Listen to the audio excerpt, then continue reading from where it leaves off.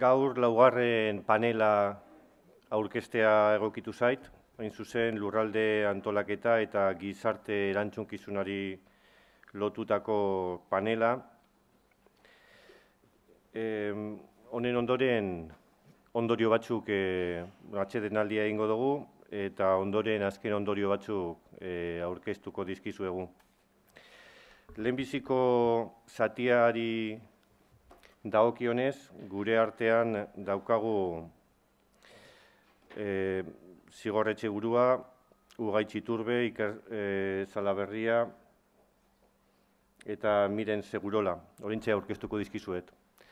Intendentziako beste gauza txiki bat, hasi aurretik, eta da igorra edo aurreikusita zegoen bere hitzaldia gaurko goizerako, hain zuzen lurralde antolakuntza eta komunitatearen garapenari buruzko hitzaldi bat, prestatuta zeukan igorrek, baino sukarraz jota dago, ikaragarrizko sukarra dauka, eta beraz ez du izan etortzerik. Edozelan eskatu digu zuei parkamena eskatzea. Beraz, aldaketa hori kontutan hartuz, hasiera emango diogu gaurkoari, Zigor Etxeburua eta Ugaitz Iturberen hitzaldiarekin. Zigor Etxeburua dakizuten moduan, Gipuzkoako Foru Aldundiaren euskara zuzendaria da, eta Ugaitz Iturbe lurralde garapeneko zuzendaritzako kidea. Gipuzkoako Foru Aldundiak asko lagundu dio jardunaldi hauei, eta alde horretatik eskerrak eman nahi dizkiot. Zigor Etxeburua, esan dudan moduan, euskara zuzendaria da, eta Ugaitz Iturbe lurralde garapenerako zuzendaritzako kidea. Nolabait, aurkezpen honek egiten duena da bi ikuspegi horiek elkartu, hain zuzen gure jardunaldi hauetako ardatza diren bi zera horiek, bi arlo horiek elkartu. Ideia nagusia da Gipuzkoaren garapenaren argazki bat egitea euskararen ikuspegitik hain zuzen. Ikuspegi berritzailea, bi arlo horiek, bai euskara, bai lurralde garapena elkartzen dituelako, eta esperientzia bezala benetan interesgarri suertatuko zaigula ez daukat zalantzarik. Ondoren, Iker Salaberriak eta Miren Segurolak kontseiluko ordezkaria direnak, arnazgunean euskararen normalizazio prozesuan duen garrantziaz jardungo dute.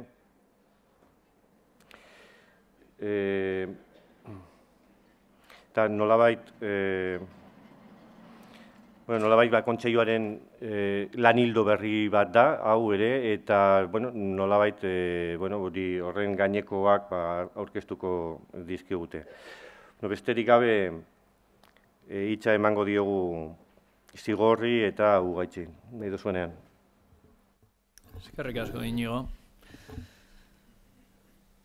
Eta egun hon, eta eskerrik asko gaur torri zareten, berriro torri zareten guztioi. Hizkuntza lurrari atxikitzen zaio. Lurrak moldatu ditu hizkuntzak. Batzuei eskaintzen dizkie kolore izen batzuk, beste batzuei ematen ez dizkienak, edo elementu bereizgarri edo jakin baten ugaritasunak toponimo bat sortzen du hizkuntza batzuetan eta beste batzuetan ez. Baina galdera bat sortzen zaigu, ezarrie aldie lurrak mugarik hizkuntzei. Uste izatekoa da, batetik bestera zebiltzan gizaki nomadentzako mendi garaiak oztopo izango zirela, nolabaiteko muga bat eta traba bat, eta nolabait gizaki horien lurraldea eta bide batez hizkuntza zedarrituko zuela alde mendi bat horren alde horretan, ezta? Baina argi ikusten da orografia eta geografia fisikoa ez direla pertsonentzako eta hizkuntzentzako ere traba izan. asmatzen duten. Oraingoan ez da bil. Lehenago bazebilen, baina...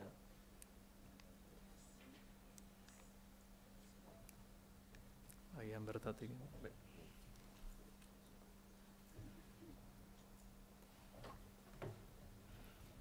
Ez, ingo detan dikan.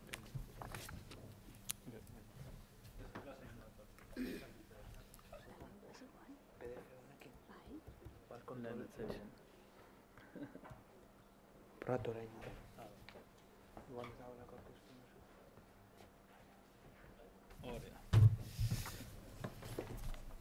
Barkatu. Lehen bazebilen. Esan bezala, maten dunez, mendiek muga edo traba izan beharko zuten, baina badirudi ideia hori ez dela hala izan. Gizakiok gai izan gara, hizkuntza geurekin eramateko batetik bestera. Areago, lurraldea eta lurra eraldatzeko gai izan gara, eta zer esanik ez, gizakiak geure mende hartzeko trebe kakotxen artean ere izan gara. Eta hor sortzen da kezka. Mendiak itsasoaren mailarekin berdintzeko gai gara, edota Aran eta Ibai Zabalak lotu ditugu ingenieritzaren emaitza harrigarri diren zubi erraldoiekin. Eta hori guztia pertsonen mesedetan egin omen da. Agintari askoren begietan lurraldea plano bat da, lego erraldoi bat. Ez da kontuan hartzen, planoan, atzamarra jartzen den tokian, bertan, errealitatean, jendea bizi daitekenik edo ingurune berezi bat dagoenik. Areago, jendea badela edo zaindu beharreko eremu bat dagoela ohartzen direnean, oztopo gisa ikusten da, edo ez ikusiarena egiten da.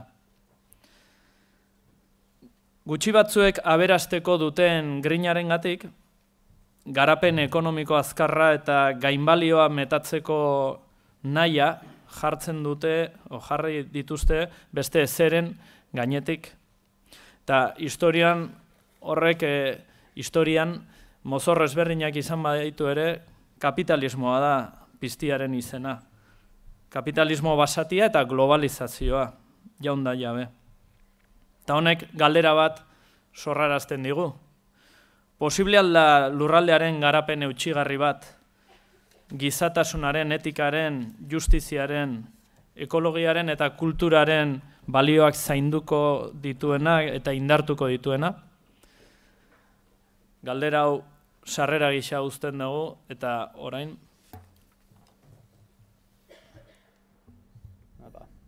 Egun on guztioi. Pixkat, aurretik azaldu, Gipuzkoa Foru Aldundiko lurralde garapeneko zuzendaritza ez dagoela zuzenean lotua lurralde antolamenduarekin. Pixkat azalduko du zein dain guk egiten dugun lana eta zein den gure linea, eta ondoren hasiko naiz euskararekin lotzen edo guri sortzen zaizkigun galderak planteatzen.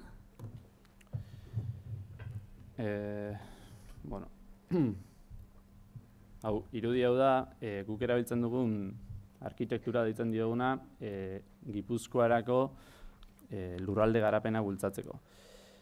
Zer da lurraldea guretzat eta zer da lurralde garapena guretzat? Lurraldea terrenoa edo territoriotik aparte, guk ulertzen dugu beste guztia barne hartzen duela eta pertsonak ere bertan izango lirateke. Orduan, modu oso simple batean adierazita, lurralde garapena guretzako da, guztion artean erabaki dezagun nora joatea nahi dugun eta horruntz egin beharreko bidea. Garapena ulertuta beti ere helburu bat definituta egin behar den bidea. Orduan, atzo zeraineko kasua oso ondo etorriko zait gaur azaltzeko zer den lurralde garapena. Gure planteamendua, hau gure zuzendaritza orain dela apirilean sortu zen, 2013ko apirilean, denbora gutxi daramagu, baina korpus teorikoa aurreko gobernua hasi zen lantzen orkestra Deustoko lehiakortasunaren taldearekin, lurralde lehiakortasuneko taldearekin, eta pixkat, oraingo gobernuarekin aldaketa bat eman zen praktikan eramateko moduan, eta 2 urte ostean teoria hori behar definitzen, eta praktikarako preparatzen gure zuzendaritza sortu zen. Esan bezala, orain dela, 7-8 hilabete. Zein zen planteamentua? Teoria hortatik ikusten zena zen Gipuzkoa dela lurralde apropos bat olako prozesuak aurrera eramateko. Baina neurria ere garrantzitsua zela. Hau da, zer egin behar ditugu? Herrikako prozesuak, eskualdekakoak, Gipuzkoa osokoa, prozesu guztia dira posible, baina kontuan hartu eta modu integral batean egitea naizela, eta gure lurraldearen errealitate industriala, ikuste zen eskualdea zela eragileekin lanean lurralde garapeneko prozesu horrek bultzatzeko neurririk aproposena. Orduan, guri planteatu zitzaiguna zen eskualdeekin lan egin behar duzue, eta halako prozesuak bultzatzea da helburua. Orduan, esan da, lurralde garapeneko zuzendaritzako kide naiz, eta nire lana guk definitzen dugu fasilitatzaile bezala. Errazle euskeraz, nahiz eta ez den errez ulertzen zer esatea nahi duen horrek. Orduan, guk egiten dugu lana hasteko, enez sartuko detailetan, pixkat azaltzea sortu dela eskualde arteko maila, non eskualdeetako garapen agentzietako lehendakari eta gerentea dauden. Lehendakarien normalean alkateak dira, herrietako alkateak, eta gerentea da tekniko bat, orduan da politiko-teknikoa maila. Bere helburua da eskualde guztien arteko elkarlana bultzatzea eta foru aldundiarekin kontaktu zuzena izatea eta lankidetza zuzena izatea. Esan bezala, igual ez da momentua azaltzeko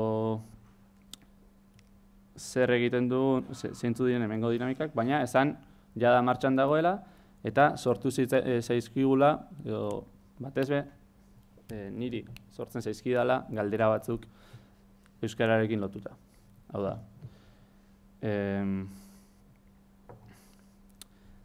ekonomilarien artean eta lurralde garapenean lan egiten dutenen artean onartua dago gizarte kapitala edo kapital soziala. Hau da, elkarren artean konfiantzazko erlazioak edukitzeko kapazitatea lurralde lehiakorrago batekin. Hau da, kapital sozial edo gizarte kapital handiagoa, teorikoki, lurralde lehiakorrago batea eramango gintuzke. Bestaldetik, kapital soziala oso lotuta dago kulturarekin, herri bateko kulturarekin.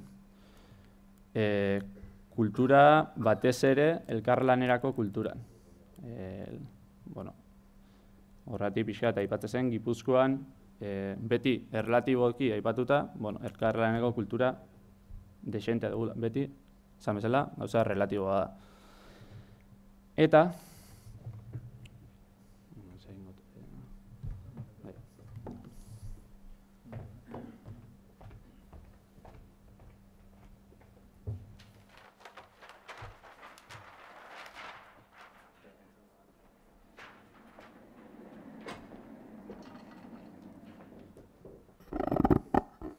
orduan, pixkat, azkenengo lotura egiteko, aipatzea, euskara eta kulturaren arteko lotura, zuzena dela badakigu, zenbatekoa den, izango zen, galderai garrantzizkoena. Hau da, euskara eta kultura lotura badaudela badakigu. Kultura eta gizarte kapital soziala ere bai. Eta kapital soziala eta lurralde lehiakorragoa ere bai. Orduan galdera da.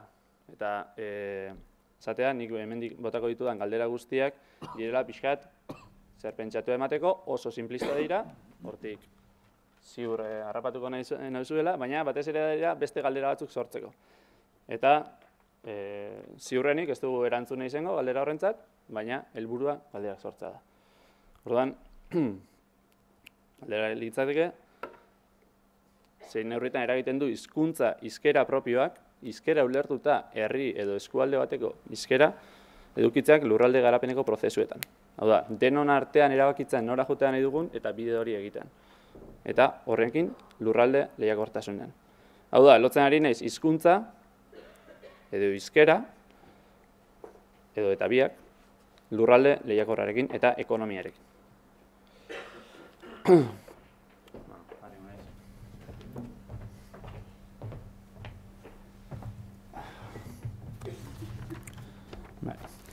Orduan, pixkat, ja horrekin errematatzeko eta zuek niri errematatzeko ondoren, posible alda esate euskararen alde egitea lurralde lehiakorra baten alde egitea dela.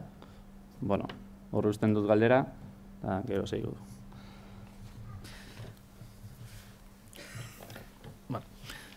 Lurralde garapenaren historia hurbila, gizartearen eta euskararen ikuspuntutik azaldu nahi nukenik orain azkar batean. Euskal Herrian, mendeetan euskal kulturak jasan dituen atzerakadak edo atzerakaden eragileak Espainiaren eta Frantziaren zapalketa eta inposizio izan dira. Baina horiei estuki lotuta ageri dira beti boteredunen lukurreria eta handikeria. 19. mendearen erdian hasita, lehen aldaketa demografiko eta kultural nabarmenak eragingo zituzten lurrazpiko aberastasuna ustiatzitik espero ziren irabazi handien grinek. Eta hor dezue Bizkaiko meategien argazki bat. 20. mendean berriz indartu ziren aldaketa horiek Espainiako eta Europako gerren eta euskara debekatu zuen diktaduraren eta baita Hego Euskal Herriko bigarren industrializazioaren ondorioz. 100 urteren buruan, Euskal Herriaren etxaien asmo gaiztoek eta bertako oligarkiaren utzikeria konplizeak erabat aldatu zuten bertako egoera soziala eta bereziki kulturala euskara galtzear izateraino. Hego Euskal Herrira etorritako langileak auzo berri prekarioetan metatu zituzten. Nora zetozen inolako erreferentziarik eman gabe. Etzen harrera plan bat pentsatu, kokatzen laguntzeko biztanle berriei. Etzen konturik izan, ordura arte euskaldunak ziren herri eta eskualdeetan eragingo ziren aldaketa kulturalekin. Areago, soziologikoki euskaldunak ziren guneak erdalduntzeko asmoa zuten agintariek. Naita gaizki egindako migrazio fenomeno horiek erabateko eragina izan zuten euskal gizartean, euskaldunak gutxiengoa bilakatuz euskararen lurraldean. Zorionez, meritu handiko ahalegina eta elkartasun erakuspen miresgarri eginez, milaka herrikideek euskara ikasi dute, edo ikasteko ahalegina egin dute, berena eginez. Orain euskaldun kopurua urtez urte hazten ari da. Dakizuenez, Euskal Herriko 16 urte edo gehiagoko biztanleen 127 elebiduna da. 1981an 122 zen. Ordutik urte asko pasa den arren eta euskararen aldeko ahalegin ugari egin bada ere, gaur egungo marko legaletan ere, Euskal Herriko administrazioek ez dute prebentzioaren ikuspegia barneratu. Euskararen aldeko politika garatzen duten edo dugun administrazioek ez dute kontuan hartzen politikak zehazten hasten diren unetik bertatik egin behar dela hizkuntzaren kudeaketa. Ohituta gaude kalteak zuzentzen edo horretan ahalegintzen.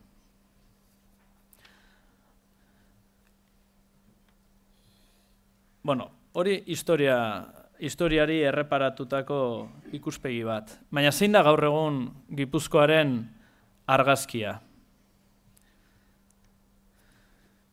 Gaur egunera etorrita, euskararen optikatik begiratuta, Gipuzkoan lurralde euskalduna dela esaten dugu.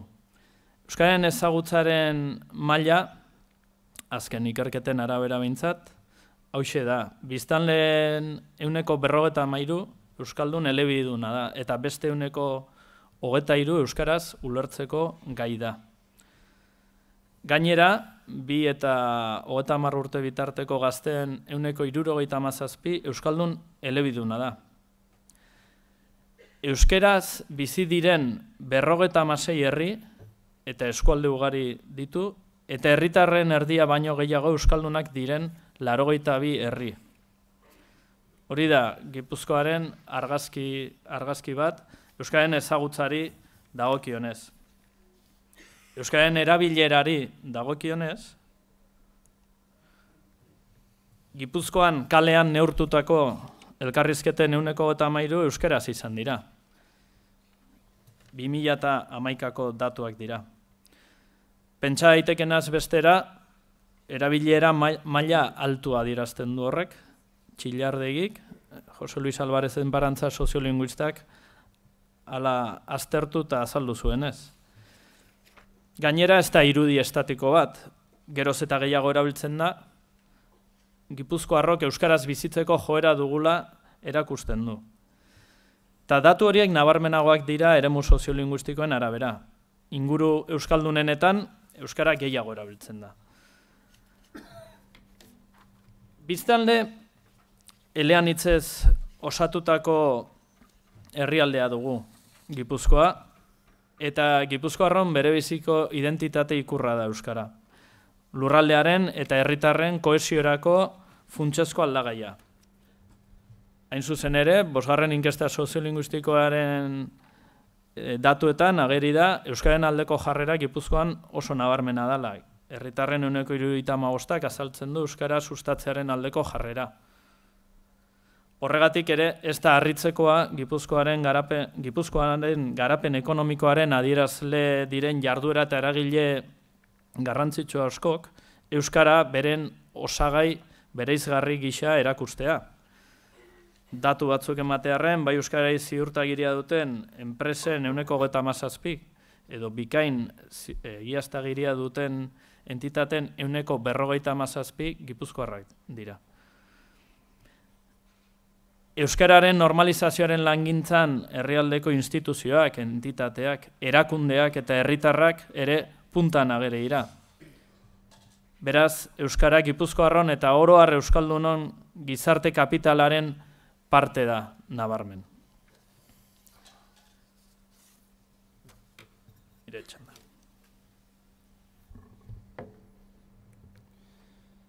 Bueno, Gipuzkoa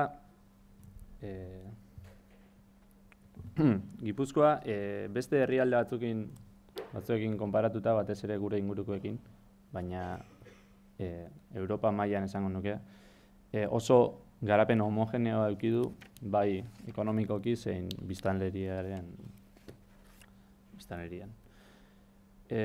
Inguruko herrialdeekin eta probintzietaz ari naiz konparatuz gero, hemen ekarri dut zahartza indizea herrika. Hau da, honek zer esan nahi du oso modu simplean esan da.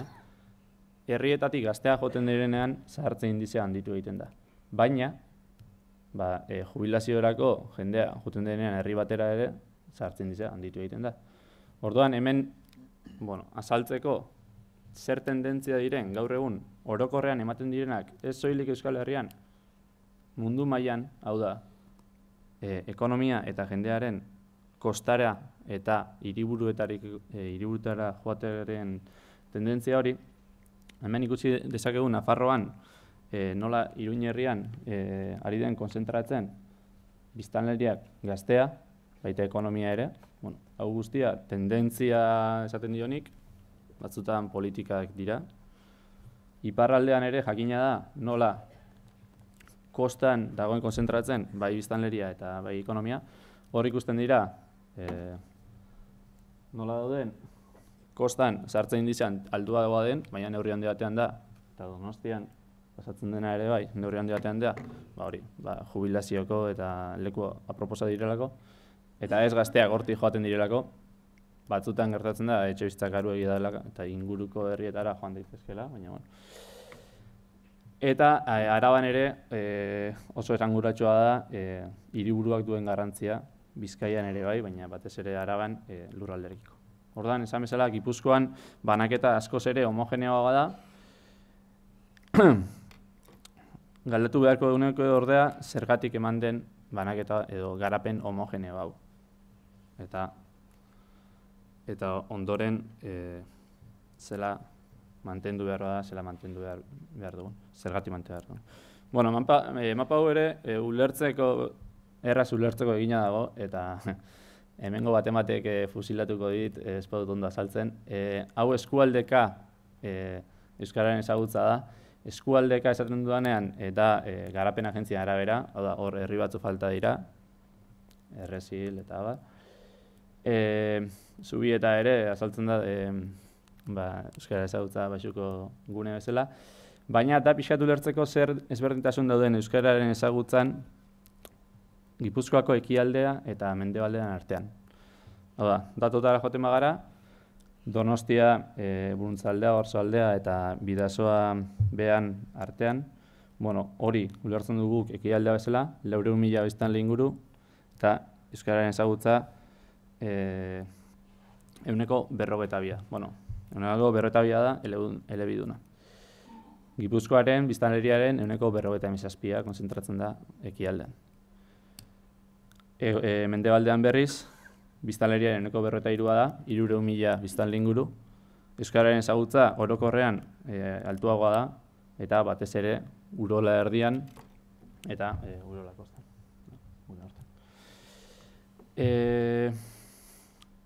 Zer nahi dut honekin aipatzea?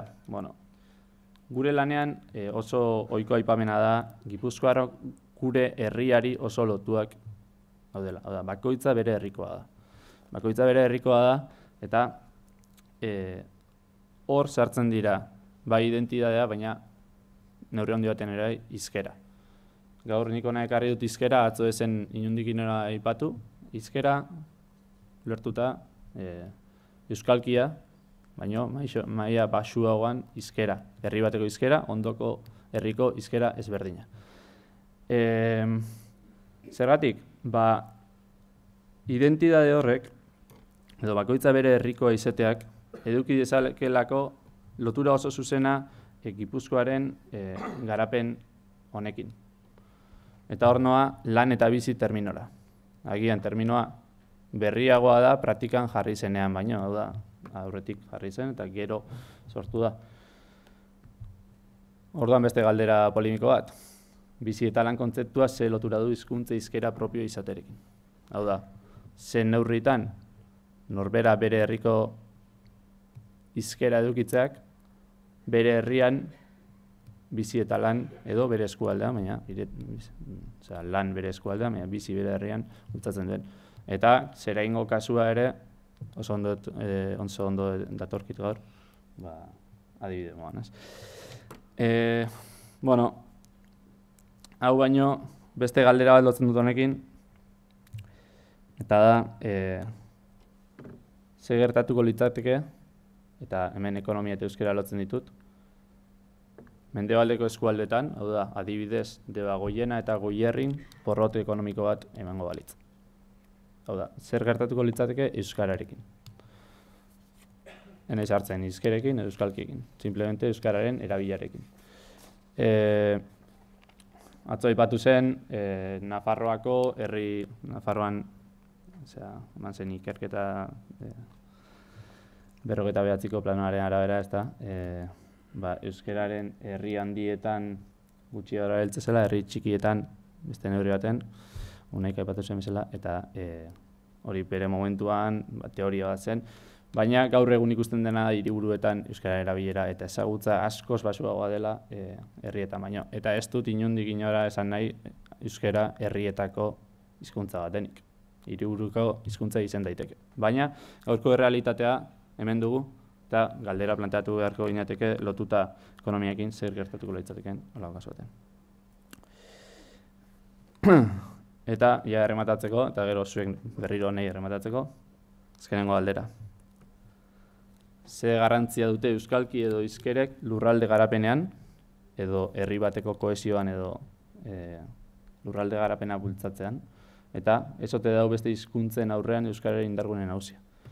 Lurrari loturako hizkera. Eta, enaizari, nik ulertzen dut hizkuntza mogan euskera beste edozein hizkuntzarekin konparatu daitekela, baina gure kasuan bai dugu berezitasun bat, edo hori da nire herriz herri dugun hizkera. Eta hor uzten du galdera, eta ondoren botako didazue bota beharrekoa. Gune soziolinguistikoetaz ari gara, eta gune soziolinguistiko euskaldunenak diren horietaz, ez? Euskaren arnasguneetaz ari gara. Eta esan behar da, hor arnasgune hauetan geldialdi bat sumatzen ari garela. Dakizuenez, biztanleen 170 baino gehiago euskaldunak dituzten Gipuzkoako 39 herrik euskaldunen proportzioan galdu dute. 2011ko zentsuaren arabera. Euskararen kale erabileraren datuetan ere sumatu da gelditzea herri euskaldunenetan. Beraz, pixka bat indartzeko ugaitzek egin duen galdera. Gu ja ondorioen partera pasako gara amaitze aldera. Beraz, lurraldearen garapena helburu duen edozein jarduerak euskara oso kontuan hartu behar duela iruditzen zaigu. Bereziki Gipuzkoan. Euskara kontuan hartzen ez duen jarduerak, izan pribatu zein publiko, negatiboki nabarmentzeko arriskua du. Eta aitzitik, euskara barneratuta duenak herritarren estimua eta atxikimendua jasoko du. Euskara hizkuntza ofiziala izanik ere egoera gutxituan dago, Espainieraren mendeko. Euskal Herria berreuskalduntzeko, Gipuzkoa berreuskalduntzeko, euskarari lehentasuna ematen dion hizkuntza politika garatu beharko genuke, eta euskaldunon hizkuntza eskubideen bermeak gidatu beharko luke gure administrazioen jarduera. Zainduz badagoena eta berreskuratuz euskararentzako espazioak. Zer da zaintzea? Bain zuzen ere, lehenago hasieran aipatu duguna berriz ez egitea. Beharrezko izango da, administrazioen jardueran prebentzioaren ikuspegia barneratzea. Neurriak, ezarri aurretik, jarduerak diseinatzen diren unean bertan, ziurtatzeko egitasmoek ez dutela kaltetuko euskararen meseerako den egoerarik markatu. Eta euskaldunon hizkuntza eskubideak bermatuko direla. Eta hortaz, edo kalte horietaz jabetuzkeo, garaiz behar diren aldaketak egiteko. Berreskuratzea, argazki horren bidez, ugaitzek azalduen argazki horren bidez, adierazi nahi izan duguna, hain zuzen, euskararen edapen homogeneago bat behar dugu Gipuzkoan. Herri eta euskaldunen eredua eta eragina Gipuzkoa osora, herrialde osora zabaldu beharko genuke. Horrela, lehenago aipatu atzera pausoak saiestearekin batera, berreuskalduntzea bizkortzeko, eta jendartearen harreman parekideak lortu eta gizarte kohesioan sakontzeko.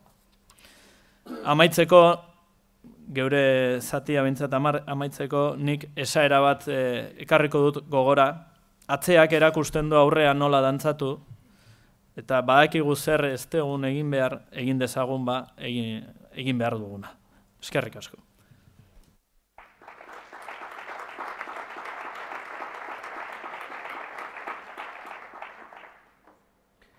Eskerrik asko, Zigor eta Ugaitz. Orain gurekin daukagu Miren zukingo zuen ongi. Ikasalaberria kontseilutik azalduko digu nolabait arnaz guneen gaineko lanildoa, kontseiluak daukan lanildoa gai honi lotuta, arnaz gunei lotuta.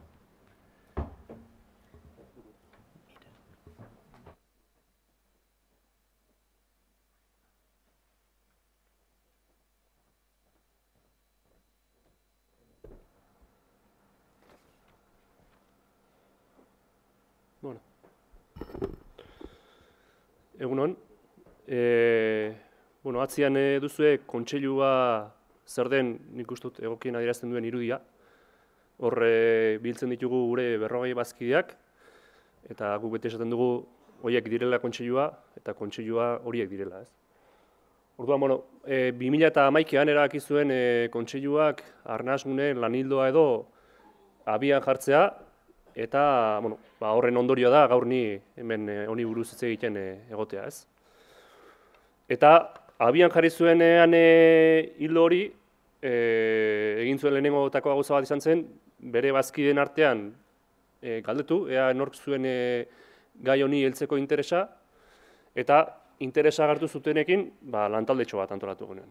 Eta lantalde hortan parte hartzen dute Euskaltzalen Topaguneak, EHek, Udalari Euskaldun Mankomunitateak, Bertsozale Elkarteak eta Emunek. Gaur kontatuko dizuedana da, lantalde horrek egin izan duen, hausnartu izan duenen inguruko zatitxo bat, ez, ibilbide honetan. Bueno, lantalde hori martxan jarri genuen, eta planteatu genuen, ezertan hasi horretikan, beharrezkoa zela, nolabaiteko hausnarketatxo bat egitea, gogoetatxo bat egitea, Arnasgunen inguruan, ez? Eta hausnarketa horrek, aldi berean, behartzuela, edo ekarri behartzuela, ekintza edo pixka bat dinamika bat, ez? Orduan, gogoeta hortan guk alderdi desberdinak edo izan genituen aztergai, baina gaur batzuk aipatuko ditut, eta hor bi behintzat nagusi, ez? Zer dira Arnasguneak, guk nola ulertzen ditugu Arnasguneak, eta zergatik dute garrantzia euskararen normalizazioan ikuspegitik edo ze funtzio betetzen dute, ez? Eta, zer dira aztergai hortan gainera, egin genuna zen, iturri desberdinetatik edan, ez? Jatorrizko definizioak ikusi genituen, bestelako iturri batzuk, intuizioak zer dion ere ikusi genuen, irintzego importantea dela, eta egin genuna zen hortikan, guretzako baliagarriak ziren ondorio batzuk atera, edo konbentzio edo ditu genituen batzuk, ez? Alegia, ez zen bokazioa artikulu zientifiko bat idaztea, gehiago zen dinamika bati oinarri emateko ondorio batzuk, ikasgai batzuk ateratzea gogoeta hortatikan. Lehenengo eta behin genuen zen planteatu. Arnasguneak zer dira? Asko hitz egin da egun hauetan, eta zuetako askuntzako kontzeptu ezaguna izango da, ez da zarra, nahiko berria da, eta beste batzuntzako pentsatu genuen, hain ezaguna etzela izango. Eta guk egin genuen zen, nola azalduko dugun modu erraz batean, Arnasguneak zer diren. Nola egin genezake hori errazteko, ulermen hori. Irudi bat, analogia bat egin genuen. Hori Amazonaseko argazki bada, irudi bada, eta guk plantatu genuen, izan zitekeela irudi baliagarri bat. Arnasgune bat zer den jendeak ontaz ezer askorik ez dakienak ulertu dezan. Eta zergatikan, ez? Zergatikan izango litzateke hori irudi egoki bat. Azkenean, Amazonas da munduaren birika esatute, ez? Eta guk ikusten duguna da, Arnasguneak ere birika bat direla. Nolabait, euskararen normalizazio prozesuari, arnasa ematen dion, euskararen normalizazio prozesua elikatzen duen birika bat edo badirela Arnasguneak, ez? Orduan, alde batetikan hori. Eta bestetikan ikusten genuen, Arnasguneak edo, Amazoniak oxigena ematen digu, zer arnastu ematen digu, eta Arnasguneak ere euskaldunontzako oxigena ematen digute, ez? Askotan esaten dugu, Arnasgune edo, euskaldunon eguneroko bizi moduan, tensio puntu batekin bizi dugula, ez? Zer lekutara goazenean eta ez dugunen ezagutzen, ez dakigu oso ondo, ez? Joan eta euskeraz hitz egin, nola hartuko naute, oztoporik izango dut, bada eguneroko tensio bat euskaldunok oso ezaguna duguna, eta aldiz Arnasguneetan badakigu halakorik ez dugula izango.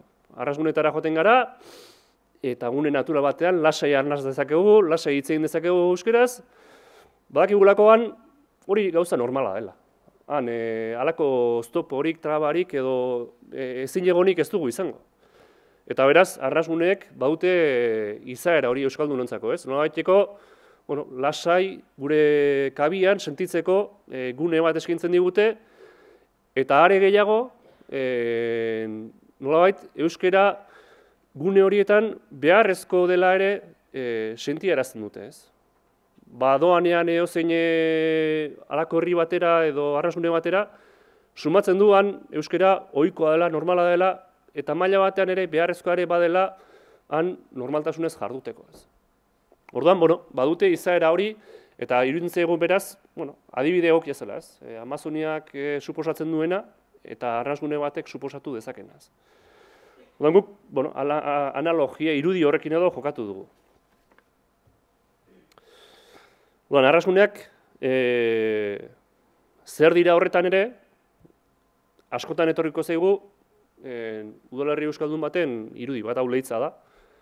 Eta, halakoak izango ditugu buruan, eta esango dugu, edo horrez identifikatuko dugu, ez? Hau, bai, hau arrasgune bat da. Baina ikusten genuen, udalerriak bakarrik ez zirela arrasguneak. Bazeudela bestelako arrasguneak, eta kasu honetan izango lirateke, arnasgune soziofuntzional bezala edo izendatu genitunak, ez? Funtzio bat betetzen dute, baute entitate propio bat, eta arnasguna dira. Eta egon daitezke, ingurune oso erdaldunetan, baina eurak arnasguna dira. Eta orduan, ingurune edo eremu geografiko ez gain, eremu soziofuntzionaletan ere, ikusten genuen arnasgunak izan bazirela. Eta pixka bat, hor kokatu genituen, ez? Lan munduan, aisialdian, kirol taldeetan, izan litezke arnasguneak. Orduan guk arnasguneen definizio horrekin kokatu genuen eta esan genuen. Kontzeptua berria da, baina idea berria alda. Eta ikusi genuen ez. Inondik inora, euskalgintzak aspalditik landu eta sortu izan dituen arrasguneak. Eta arrasguneen kontzeptuari buruz ideiarik ere eduki dira. Horregatik diogu, intuizioaren kontzeptua guretzako importantea da, eta atzo Koldo Telliriak ere aipatu zuen, zientzia importantea da, baina lekuko ezagutza eta intuizioa ere bere biziko garrantzia du. Eta ikusten da nola, euskalgintzak urteetan sortu izan dituen arrasguneak, ikastetxeetan, aisialdian, lantokietan, eta esan bezala, arrasgunen kontzeptua bera ezagutu gabe ere, bide hori hartu izan du, eta garai batean, nolabait elebitasunaren aukera, nolabait hipotesia, mehe gainean egon izan denean ere, autua egin du arrasgunea sortzeko, eta euskara nagusi izango den, euskara hegemoniko izango den, guneak sortzeko, ez. Eta iruditzaigu autu, benetan, egoki izan dela maila hortan, eta intuizioak egoki funtzionatu izan duela, ez. Behin hori definituta, guk esan genuen, eta honek berez ematen dio garrantzia arrasgunei, ez? Izaera hori izateak berak ematen dio garrantzia, baina ze beste kontuengatik izan dezakete arrasgune garrantzia. Hau da, euskararen galera prozesuaren ohiko irudi bat. Euskara ikusten da nola erabilera eremuak galtzen joan den, eremu geografikoak kasu honetan, eta joan da bere erabilera eremua estutzen. Eta hau hola gertatu balin bada, nolait kanpotik barurantzako prozesua izan balin bada, ulertzen dugu normalizazio prozesuak kontrako norabidean funtzionatuko duela. Ikusten duguna da, normalizazio prozesuak arnasguneen edatze prozesu bat izan behar duela. Arnasguneen bizi indarra baliatu behar dugu ingurura edatzeko eta inguruko eremu horiek arnasgune bilakatzeko nolabait ere. Eta horregatik ere, arnasgunek bere biziko garrantzia dute, eta aldi berean esaten dugu arnasgunen inguruko eremu horiek ere bere biziko garrantzia dutela. Prozesua, normalizazio prozesua edo galera prozesua bi modutara eman deke. Galera prozesua arnasguneak galduaz, edo normalizazio prozesua arnasguneak edatuaz. Orduan, hor dago gakoa, bilakaera norantz ematen den, bide bat egingo dugu edo beste bide bat egingo dugu. Orduan, beti esaten dugu, honen ondotik, arnasguneak direla normalizazio prozesuaren abia puntu eta helmuga.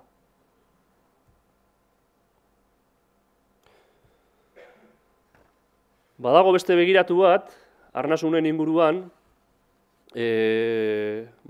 atzo aipatu zen, Koldok ere aipatu zuen, pentsamendu konplexua eta holako kontu uneko berriak. Eta guk ere, erreferentzia horiek begiratu ditugu. Eta bizkat hortikan saiatu gara ere ikasten. Eta ikusi dugu arnasguneak azkenean badirela sistema bezala ulertu ditzakegun elementuak. Sistemak azkenean dira elkar lotutako elementuak, eta elementu horiek betetzen dute funtzio bat edo baute helburu bat. Eta arnasgunetan ere hori gertatzen da. Eta sistemak izan daitezke mota diferentetakoak. Izan daitezke irekiak, itxiak, biziak, hilak, baina ez, pentsamendu konplexuaren zea guztia azaltzen hasiko, konplexuak geliezeteke, baina emintzate zantzu batzuk izateko, arnasguneak badira sistemak eta badira sistema irekiak. Irekia dira ingurunearekin hartu eman fluxua dituztelako, Eta gainera, gaur egungo gizartean, gu bizi garen lekuan behintzat, hori ekidin ezina da. Eta gaur egun plantea ezina ere iruditzen zaigu, arnasguneak geto bihurtzeko arriskurik dagoenik ere. Gaur egungo gizartean ezinezkoa litzateke. Nahi izan da ere, ez bagoaz Amazonaseko tribu batera eta han nunbait kokatu, hemen eta orain, geto bihurtzeko ezina, guretzako behintzat evidentea da. Beraz, arnasguneak badira sistema irekiak, eta badira sistema biziak. Sistema bizia eta hilen arteko diferentzia badira, besteak beste, sistema hiletako elementu bat, imaginatu motor bat, ateratzen baduzu bere lekutik, piezarek funtzio bat bete dezake eta ezin du egokitu ingurura. Arnasgunetan persona bat ateratzen badugu bere herritikan, egokitu liteke eta erraz aldatzen da eta egokitzen da ingurura. Eta gainera, motor bateko pieza galdu ala, motorra hile egiten da, desagertu egiten da. Arnasgunetan bertako elementu guztiak desagertu litezke, hile egiten dira, eta sistemak bere hortan darrai. Beraz, sistema irikia eta bizia izango litzateke arnasgunea. Eta teoria honetan badira elementu batzu guretzako behintzat interesgarriak, irekitasunaren aipatu dut. Noski, irekitasuna beti ere bai relatiboa da, ez da zoraitea absolutua eta neurriak aldatzen joaten dira eta dinamikoa da. Autonomia izango litzateke beste bat, alegia arnasguneek sistema bezala nolabait ze autonomia duten kanpokoarekiko elkarrotzen diren elementua dira asko, baina badute bere izaera propio bat. Eta beste bat izango litzateke autoantolaketa edo deitzen dena. Sistema bezala autoantolatzeko duten gaitasuna izango litzateke kasu honetan aintzat hartzekoa. Eta erabat lotuta eta nahasian agertzen diren elementuak izango lirateke erraz ulertzen den bezala, irekitasunaren arabera autonomia aldatu egingo da, eta autoantolaketaren arabera bai autonomia maila aldatu egingo da. Orduan, gure ustez, 3 elementu hauekin, hainbat gertaera fenomeno ulertzeko behintzat, lagungarri sortatzen dira, Hemen aipatu da, arnasguneen ahultze bat edo eman dela azken bolaran, Olako zantzu batzuk edo aipatu dira, eta, datu batzuk atera dira, atzo aipatu zuen Davidek Xabier Bengoetxearen zea bat, azterketa bat Tolosaldean, bertan aipatzen ziren ahultze horren arrazoi batzuk, dislokazio demografikoa aipatzen, Fishmanen teoriatik hartutako kontzeptua ziren, aipatzen zen dislokazio demografikoa, jendearen joan etorriak eragindakoa, edo aurren jaiotze tasak eta sartze kontuak, hemen aipatu direnak ere, aipatu zen dislokazio soziala, bizkat, maila sozialean gora egiteko jendeak ze hizkuntza erabiltzera jotzen duen, dislokazio kulturala, gizarte molde berriak edo ere egiten duten joerak zenbateraino arnasgunea ahultzen edo indartzen duten. Badira kontzeptu batzuk aipatzen zirenak, eta badaga beste bat, beste referentzia bat interesantea arnasgunen ahultzearen inguruan, bizkat, soziolinguistika aldizkarian diglosiaren inguruan atera ziren hainbat artikulu, eta tartean, bertan dugu Jose Manuel Odriozola, eta berak aipatzen zuen, irakurri hongo izuet, labur esaldi bat, sistema soziolinguistiko zahar hartan, oraingoan ez bezala, Euskal Herriko lurralde batzuetan bederen, euskararen bizitasun etnolinguistikoa aski berean gaina zen. Beraz, lotzen da, hemen aipatzen den, autonomia eta antolaketa gaitasunarekin, bazen garai batean bere gaintasun bat, aipatzen du Jose Manuel Odrizolak, nolabait eusten ziona euren izaerari eta ahalmentzen zuena, denboran zehar, irautea arrasune bezala eta ez atzera egiteaz. Eta gure ustez, gertaera horiek ebidentea dira. Gizarte molde aldaketak, adibidez, Xabier Bengoetxeak aipatzen zuen, Tolosaldeko herri batean aldaketaren eragiletako bat zela, igandetako giroan, Eliza eta Eliza ondorengo poteo giroa galdu izana.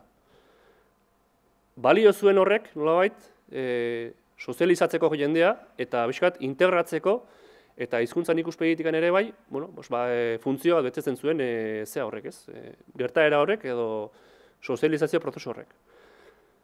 Eta irekitasunan ikuspegitikan ere bai, evidentea da gaur egun arrasgune askonen bueltan egin diren errepideekin, arrasgune horietan iritsi diren teknologia berriekin eta edabideekin, arrasgune horiek erabat irekia direla.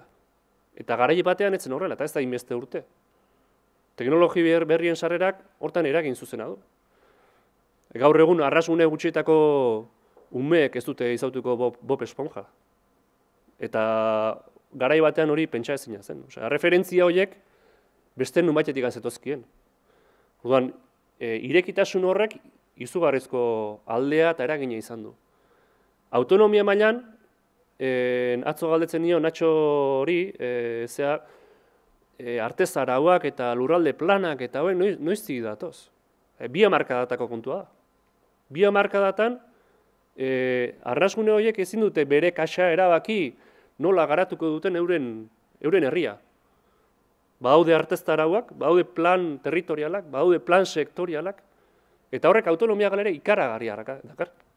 Beraz, logikoa da. Ezin du pentsatu galera horiek izan da, arnasguneek autonomia galera hori izan da, jarraituko dutela, ezer egokitu gabe, osasun maila berarekin. Badira elementu batzuk, seguraski beste hain batean dira, ez? Eta guk aipatu nahi genuen hemen zen, eta autonomia eta autoantolaketa hori nola elikatu genezak, ez? Zerk eusten die horri? Badira guretzako bi elementu importante. Bat, hizkuntza politika izango litzateke, eta bestea autoeratze soziala izendatu duguna, beste izendapen bat sozializazioa, edo nahi duzuen bezala izendatu liteke, baina ulertzeko behintzat, sozialki eta politikoki nola gune horiek euren burua elikatzen duten, autoantolatzen duten, autoeratzen duten, autonomiari eusten dioten, ez, finean. Badira, guretzako behintzat, gogoan hartu beharreko bi idea importante, ez? Autonomia hori eta autoantolaketa hori elikatzeko nundikan eragin dezakegu, gure ustez, bi iturri hauetatik behintzat desente egin genezake, ez? Eta nola gaude, ez? Bi aldagai hauei dagokionez. Hizkuntza politikai dagokionez, egintzen azterketa, 2010ean 33 arnasgune aztertu ziren, eta euren hizkuntza politika zer nolakoa zen begiratu zen. Kontseiluak egiten du, tarteka halako neurketa bat, udaletako hizkuntza politiken neurketa edo deitzen dioguna, eta arnasgunetan nahiko emaitza baikorrak atera ziren. Hor 8,5 puntuazioa jartzen dut, 33 herri horien batazbestekoa edo izango litzatekena, eta, baikorra da, puntuazioa bere hortan, esan genezake, hizkuntza politikak atatzen zen ondorioa zen aurreratuenak arrasgunetan direla. Berdin du alderdia edo joerak zeintzu diren, eta hortan ez zuten eragiten. Arrasgunak ziren hortan aurreratuenak. Eta autoeratze soziala, ez? Autoeratze soziala idagokionez, guk bai ikusten dugu hor ahultze prozesu bat eman dela, ez. Ahultze prozesu bat, gure ustez, erabat ulergarria dena, esan bezala gizarte joerak eta orokorrean eman den bilakaera aztertzen bada. Gizarte likidorantz eta goazela aipatzen da hor barna, eta honek noski autoeraketa sozialean izugarrizko eragina du. Salbuespena baude, eta atzo zerainekoa atera zitzaigun, autoeratze sozial ikaragarria duen herri bat. Antolaketa izugarria, eta nola elikatzen duten bere autonomia hori eta autoantolaketa hori, etengabeko hartu emanen bidez eta herriari buruzko etengabeko lanketa bateratuaren bidez, parte hartze prozesuen bidez. Eta autoeratze sozial hortan ere, atzo bestelako adibideak atera ziren. Xabier Mikelek aipatzen zigun, errebotea jokatu dezaken papera. Errebotetikan pasatzen dira Zubietako gazte guztiak, eta horren bidez, badute nolabaiteko harreman sare bat ereikia, edo harreman estutze bat egiten dute, eta horrek balio die, ez, nolabait segida horri edo eusteko, eta transmisio kate horri etenik ez suposatzeko, ez. Eta hori bada autoeratze sozialerako elementu bat. Poteoaren leheno aipatu dut, eskola txikien ere bai, hori lotuko litzateke hizkuntza politikarekin ere, baina eskola txikiek herri horietan betetzen duten funtzioa fundamentala zela aipatzen zuten, atzo bai Zerainen eta bai Zubietan. Eta bi horiekin lotzen zaizkigun elementua dira, ez? Bai hizkuntza politikarekin, bai autoeratze sozialarekin. Beraz, pentsatu behar dugu, eta ja bukatzeko aurrera begira jarriko naiz, pentsatu behar dugu, elementu hauen jokuan, segurazki, izango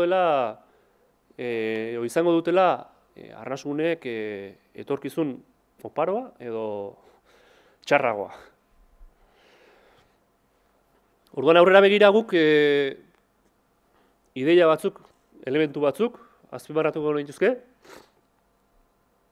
Batetikan iruditzen zaigu autoeratze sozial horri edo batez ere arreta jarrita, importantea dela jendea kontzientziatu eta jendea ahalmentzea.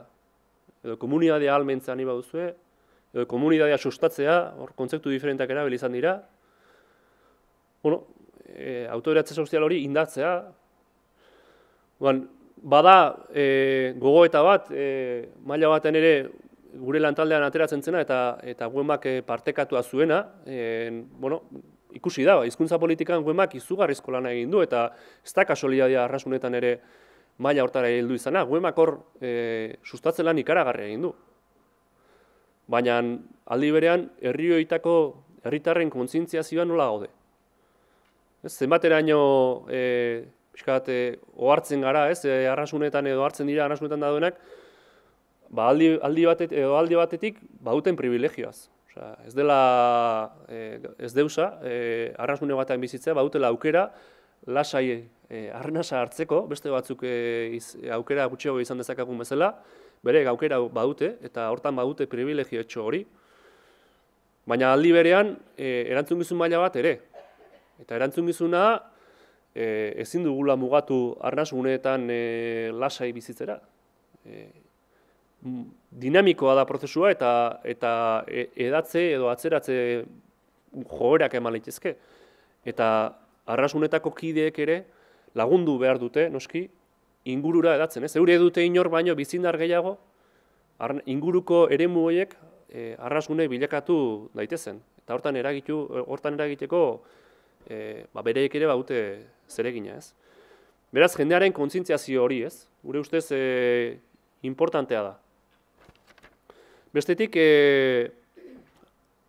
arrasunek hizkuntza politikan eskuduntzak zabaldu aipatzen dugu, igual ez da oso erraz ulertzen. Iruditzen zaigu arrasunetako instituzioek edo hizkuntza politiketan zeresan nabarmena izan behar dutela, eta hizkuntza politikak ez ditu ulertu nahi gaur egun arte ulertu diren bezala. Eta, iruditzen zaigu jardunaldi hauek laguntzen dutela perspektiba hori pixka zabaltzen, ez? Lurralde antolaketan egiten den politika hizkuntza politika da, maila handi batean ikusi den bezala. Etxe bizitza politikan egiten den politika, hizkuntza politika da, ikusi den bezala. Orduan, iruditzen dugu, kontzepzio, hizkuntza politikaren ideia hortatikan, arnasguneek behar dutela erabakimen gehiago eta behar dituztela eskuduntza gehiago zentzu horretan. Atzo aipatzen zen herrietan euskaltegietako taldea zabaltzeko ratioak eta barrak behar zirela eta akaso beharko luketela arnasguneek hortan malgutasun gehiago. Bueno, gure ustez hori guztia aztertu behar da eta arnasgunei duten garrantzia aitortzetikan etorri behar dira olako ondorio batzuk, ez? Hizkuntza politiketan bereek zer esan izatea, baina ez hizkuntza politika ulertuta, orain arte ulertu den modu soilean, modu zabalagoan ulertuta. Zehar lerro bezala, beti aipatu izan du da kontzeptu hori, baina inoiz ez da praktikan jarri. Hori horrela ulertuta, hizkuntza politikak. Hirugarrenek aipatzen dugu kanpoko eragina. Gure ustez, arnasguneek jasaten duten edozein kanpoko eraginen aurrean, arreta berezia jarri behar da. Alarma piztu behar dira. Eta ikusi behar dugu, eragin horrek ze ondorio izango dituen. Igual zaigu ze PTP, ze artezta arago zer den. Osea, bakoitzak beharko du ikusi zein arnasguneri eragiten dion, eta horren arabera planteatu. Ze ondorio ditu, zein ez ditu, onerako izango da, txarrerako izango da. Ez dugu esaten beti txarrerako izan behar dutenik, baina bintzat historia hurbilan esango nuke, estadistikoki kasu gehienak badiru dela hemen ikusi dugunatik hala direla, beraz. Halako kasuetan aztertu behar da eta ebaluatu behar da zein ondorio izango duten arnasgunetan eta ondorio horien araberako egokitzeko neurriak plantatu beharko dira, ez? Eta gure ustez, gakoa edo gako nagusietakoa arnasguneak edatzen jarraitu behar dugu, normalizazio prozesuak aurrera jarraitu behar du. Eta iruditzen zaigu hori dela arnasguneak zaintzeko eta indartzeko modurik eraginkorrena seguraski. Arnasguneak atzo aipatzen zen sistema globalek, sistema nagusiek, sistema txikiak jateko edo integratzeko joera dutela eta hori hala da. Eta arnasguneak sistema txikiak dira. Beste erdal sistemen alboan, oro har, gaurko ez behintzat.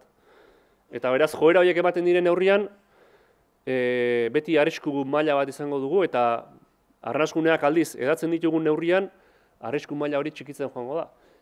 Eta erdigunean dauden arnasguneak inguruan arnasgunez inguratuta baldin badaude, arrisku gutxiago izango dute. Nolabait guk aipatzen genuen, eustormak gerozta urrutiago jartzen joan behar gara. Eta horrela, hoien inguruan edo hoien barruan nengo diren arnasguneak zentu metaforikoan ez da eustormarik egongo sekula, baina seguru egongo dira eta indartuago egongo dira, ez? Beraz, edapen prozesu hori gure ustez gakoa da.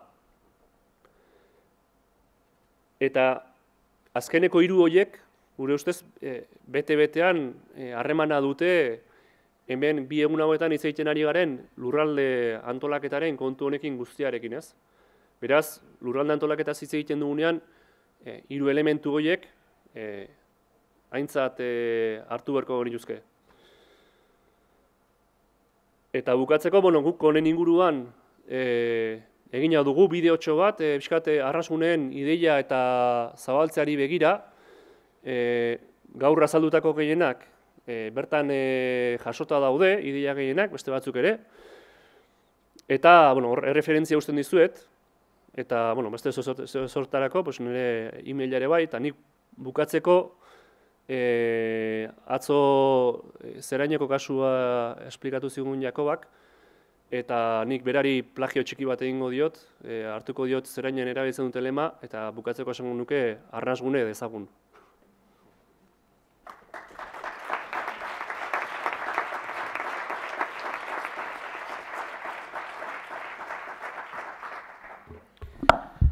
Eskerrik asko, Iker. Orain Miren segurolari emango diogu hitza. Miren UEMako teknikaria da. Dakizuten moduan UEMA udalerri euskaldunen mankomunitatea da. UEMA historia luze samarra du.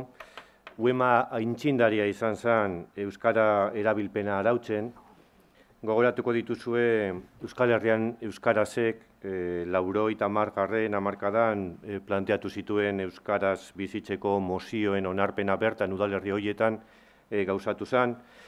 Ondoren euskara erabiltzeko ordenantzak udalerri euskaldunetan onartu ziren. Euskarazko zerbitzuak ematen eta eskaintzen eta eredu bilakatzen, eredugarri bihurtu da UEMA. Baina UEMaren ibilbidea ere oztopo eta zailtasun juridikoz osatutako ibilbide bat izan da. UEMA etengabe gainditzen ibili behar izan ditu planteatu zaizkion oztopo bereziki juridikoak, eta horretan ere eredu bihurtu da UEMA. Beraz, arnasgune eta hitz egiterakoan ezinbesteko erreferentzia ditugu eta zure da hitza. Eskerrik asko. Egun ondanoi, eta hasi baino lehen, esan behar dizuet, nahi tokau zaitela jardunaldi hauetako azkenengo ponentizitia, ondorixuk atea aurretik, eta ez dakitela ezer berrik kontako aldizueten, baina Euskal Herri Euskaldun baten alde, arnazgunietatik behasetatik lanin aigean einien, zaiako naiz geure ekarpentsu egiten. Nik azaldu nahi dizuetena nolabait 3 zatitan bezala banaudet. Lehenengo zatixe izangoa pixket, UEMak bere zorreran azaldu nahiko nuke nolabait lurralde garapenakin zerikusi zauken helburuek, behintzat hausnarketa hori aintzat hartuzun bere zorreratik bertatik.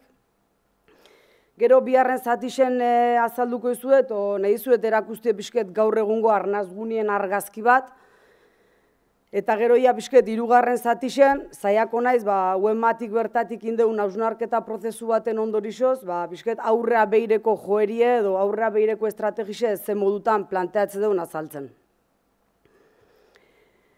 UEMa sortu zen 1981 naiz Arnazabalen, Inigok azaldu du, lehenuotik Euskal Herrian euskarazen ekimenan bidez, udalerri elebakarren mugimendue eta hoi ontzala, baina mankomunidade bezala, 1981an sortu zen naiz Arnazabalen, eta 17 udalek sortu zeben. Bertan biltze zien, biztanlin 70% gora euskaldunek zien udalerrexek. Eta ipau nahi detena da, UEMa 3 helburukin sortu zen, eta 3 helburu horiek etzien kasualidadia izan, baizik eta garai hartako egoera soziolinguistikuk eta egoera sozioekonomikuk hausnartuta, garai hartako UEMaren sortzaileek eintzeben hausnarketa baten ondorixoz 3 helburu berezi hartu zien aintzat. 80. hamarkadin ondoren, esan dezakegu euskeriek bizizula egoera bat, nolabait galtzeko posizio baten zaon egoerie, bai? Baina bazauden toki batzuk nun egoeri oso berezixe zan. Eta zien udalerri euskaldunek, bai? Bertako eguneroko bizixe, herritarran arteko harremanak, bizitza kulturala, dana erabat euskera zan enean, bazauden beste gizarteko funtzio batzuk, bereziki administrazioei lotutakuk, erabat erdaldunduta zeudenak, eta erderiek irabazita zeuzken funtzio batzuk, bai? Orduan esan dezakegu, disfuntzio egoera hori gainditzeko bezala, UEMak bere buru ezarrez izan lehengo helburu ezala, hor behien jartzizuet, udalerri euskaldunetan herritarrek egiten duten bizitza sozial guztia publikoa zein pribatua, euskaraz izan dadin bideak urratzea. Gero nolabait ulertze zanez garai hartan, eta gaur egune bai, gizarteko funtzio danak euskeraz egingo zitun lurgune bat egiturauta eukitzie ezinbesteko izango zala euskerin etorkizunin, bigarren helburu bezala hori jarrezan udalerri euskaldun guztiek bateginik euskara nagusi izango den lurgunea osatzea. Eta gero, kontutan eukite, eta hau da nolabait jardunaldi hauekin lotuta eta garapenai lotutako helburu bat bezala, garai hartan UEMan bildu zien udalerri danak, udalerri oso txikisek zien, bai? Orduan, etxezan hausnarketi ezan, hango errealidadie eta egoera sozioekonomiko eta momentu hartan larrixe ez bazanea agian, zauzkeben zerbitzu faltaatik, inguruko herriz eta junberrizete zebelako zerbitzu asko jasotzea eta, nolabait arrisku zaola udalerri horiek jendez usteko eta arnazgune horiek arnazgune izatiei usteko. Orduan, hortako jarri zan 3. helburua zana udalerri euskaldunen garapen sozioekonomiko eta soziokulturala bultzatzea. 3 xede hoxekin nolabait erronka nagusi bat zauken UEMak, bai? Erronka nagusi bat zauken eta dauke. Hau da, edozein hizkuntzak biziko baldin bada nagusi izangoan lurgune bat berdu. Hori ulertze duguk. Orduan, gure erronka nagusi zan eta da arnazgune linguistiko kultural baten lurralde sarie osau eta hori ahalmentzia. Eta erronka eta helburu hoxekin nolabait UEMan jardune, eta 3 urte daia UEMa sortu zala, eta UEMan jardune bereziki eta lehentasunez haitu da udalerrixek behasek euskalduntzen eta lurgunie osatzea beire. Bai? Udalerrixek lehen esan dizueten euskerik galduta zeuzken funtzisuk berreskuratzeko saiakera hortan, eta bereziki eta lehentasunez udalak behasek euskalduntzeko lanian, erderik zeuzken funtzixo bat izetiez gain, UEMan beti ulertu dulako hizkuntz normalkuntzan administrazizuk eredu berdula izen, eta horretik bereziki hortan jardun dugu, eta baitare lurguni osatzen. Esan berrik ez dago, 17 udalek sortu zebela UEMa, 1981an, eta gaur egun 72 udal gehaia mankomunidadin biltzegeanak. Gero, garapena ilotuteko jardunien, hau da, ez da lanketa haundikein, igual da baita, atzo baten batei entzunixon ezaten, igual, bildurrere euki deulan orabait gai honi eutzi, eta honekin aurrea etxeko bidie urratzeko, eta igual, UEMairen nolabait igual hori gertau izen zaio ez, eta garapena ilotuta eta 3. helburua garapen sozioekonomiku eta soziokulturala ilotuta, UEMak bereziki garapen soziokulturalan ingurun jardundu lanin urtetan martxan eukideun kulturrelegira programien bidez. Baina, gero gure ibilbide hortan, baita ere kontura hugea, zeharka bada ere garapenak eragin negatibua izan ez dezan, neurrisek hartzen bai aritu gehala. Eta horrek ekarri digu, gaur egungo lurralde garapenak, edo lurralde garapen ezak hizkuntzingan eukileiken eraginei buruz zerixuo hausnartzea nolabait izateko. Ze guk, gure udalerrixetan bai jardun deu, adibidez, merkatalgune berrixek, adibidez, Usurbilen hurbil jarri zanean, horrek Usurbilengan eukikozun eragin linguistikoa aintzat hartute, hor, kalte negatiboik, kalteik izan ez zezan, nolabaiteko neurri batzuk aplikauzien, gure herri txiki batzutan, etxe bizitza kopuru txukun bat, iti erabaki danin bai udalortako ordezkarixekin jardun izen deu hausnartzen, hau da horrek ze eragin eukikozun udalortan, oez. Egixe da aurra behire, neurrik ez da hartu, baina bai nolabait hausnartu dan gaxe izen da. Orduan, nolabait ibilbide hortatik ateatze deun ondorixu da, udalerri euskaldunetan egoera soziolinguistikuk eragiteko faktore ezberdin asko daudela, eta eozein motatako eskuartzik hizkuntzangan eragine izan dezakebela. Eta noski eragin positibo izan dezakeba, baina errealidadik erakutsi digu bereziki lurralde antolaketi lotutako garapen hortan, kontutan hartu ez talako hizkuntzia askotan eragin hori negatibo izan dela. Eta hori da, pixket, lehenengo parte hori ikusteko nola UEMa bere zorreratik hausnarketa hoxen bueltan bai ibilidan. Eta hemen erakutziko izuetena da udalerri euskaldunek, bai? Udalerri euskaldunek ateatzeko guk euskerin indizi erabiltze deu, dara euskaldunak, gehia euskaldunak zatibi indizia, eta horren arabera horri ikuste dituzue Euskal Herrixen, Euskal Herri osua aintzat hartuta, daude 188 udalerri euskaldun. Hau da, 160 ehun artin indizi daukeben 188 udalerri. Gero bisket berde argixo hauekin dakezuten hori, izango litzeke 55-60 bitarteko portzentajeko gunia, eta bisket txurixo dan hori 0,15 tartekoen.